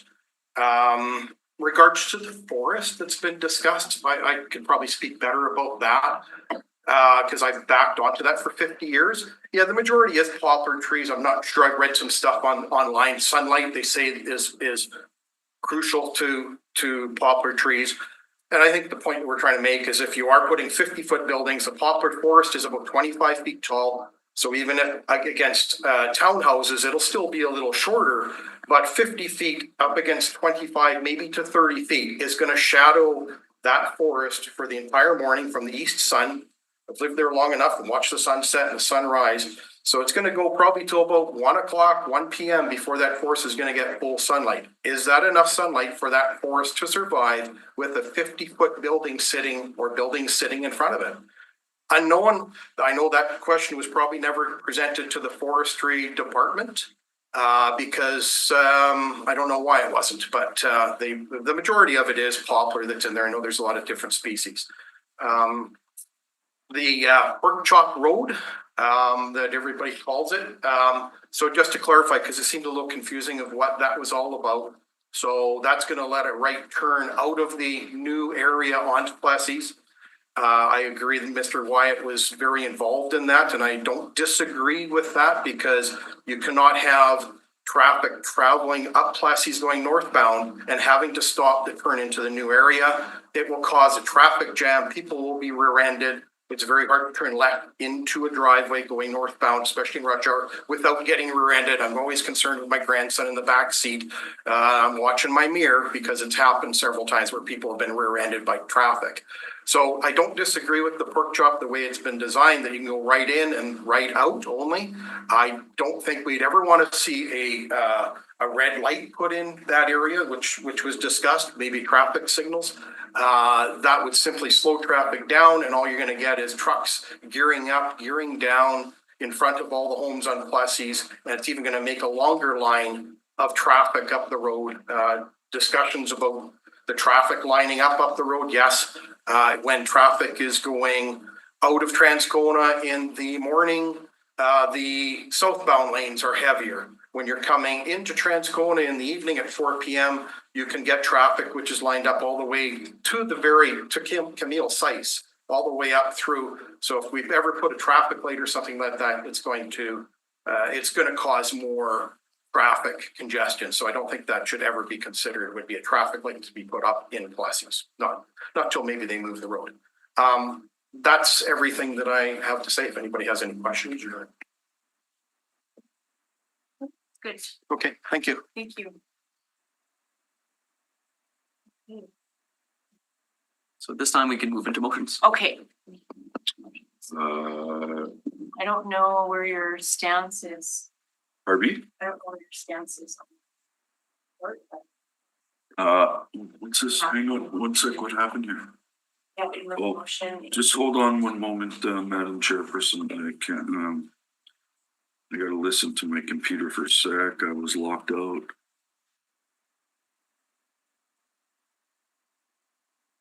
Well, I'm gonna move a motion. You can support it or not. If, with only two of us on the committee though, one opposed and one for, would mean, the community committee's decision stands, right? Correct. So, and I'll explain, I will have the reasons behind my motion, but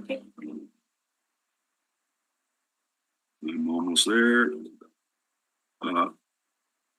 Okay, I move that the report of the Winnipeg Public Service be taken as read. All those in favor? Aye, that's carried. I move that the receipt of public representations be concluded. All those in favor? Aye. Aye, that's carried. I move that in accordance with subsection 247(3) of the City of Winnipeg Charter, the variance is consistent with Plan Winnipeg and any applicable secondary plan. B, does not create a substantial adverse effect on the amenity, use, safety, and convenience of the adjoining property and adjacent area, including an area separated from the property for a street or waterway, is the minimum modification in the bylaw required to relieve the injurious effect of the zoning bylaw on the applicant's property. D, is compatible with the area in which the property to be affected is situated. So what that means is I'm denying the appeal. I'm going to give my my supporting reasons are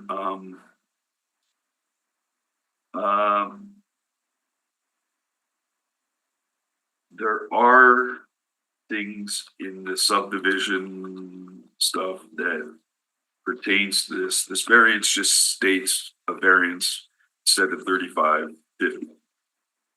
But there's been a number of things put in place when the zoning subdivision and everything went through. And so I'm confident in that whatever they're building in here, they're going to try to be, well, we heard from Paragon, cognizant of the neighboring properties, especially those who are close, and I don't. Anyway, this thing about seeing into people's property as well. You know, the person who lives behind me on the back lane can look in my backyard, and it's only a 1 3/4 story house. So, like, I'm just anyway. I think that whoever the builders are, they'll respect stuff, but they're trying to meet some. I think that. I would call this 30 acres an infill proposition, and they're providing more density than we used to back in the 70s. But we have new realities as a city, so I don't see a problem with this for the people around there. I mean, the Plessis Road situation exists. And it will continue to exist. Right-hand turns are fine, although that's not really part of the variance anyway. And I'll leave it at that, Madam Chairperson. Those are my supporting reasons. Okay, so then you're, just to kind of clarify, Councillor Edie, you are supporting the 50 feet. I'm denying the appeal. Okay. Okay. So I was hoping to approve that you would approve the recommendations in part. I heard the concerns from the residences on, you know, what is too much. And I think I would have preferred a more balanced approach. I'm happy to hear that the residences are supportive of, you know, more development and more density.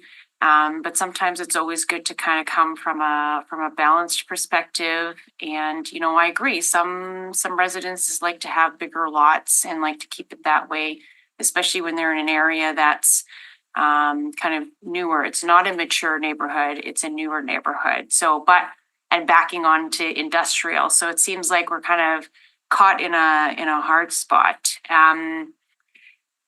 You know, my feelings on this right now is like, I would like to support the administration to not vary the height. So at this juncture, I can't support your motion, Councillor Edie. If you're going to allow the 50 feet, I would prefer to support the administration because there was some comments made that were unsure of what the buildings are going to be located. We heard from them. They couldn't even tell me what the percentage of the lot coverage they're going to give. So there's a lot of moving parts here, and without any certainty and commitment from the planners, it's really hard for me to support a 50 feet at this time. So yeah. Anyway, the compromise was in the subdivision, but yeah. So follow. Okay, all those in favor? Aye. And those opposed, nay. So Under Rule 54 of the procedure bylaw, the appeal is denied and the original decision of the East Kildonan Transcona Community Committee stays. okay, and it doesn't go anywhere else after that. Nope. No. Okay. So we would just now need a motion to, Oh, I move that, yeah, I'll get down to that one, so I'm not doing that one. I move that the public hearing with respect to this appeal be concluded. Okay. All those in favor? Aye.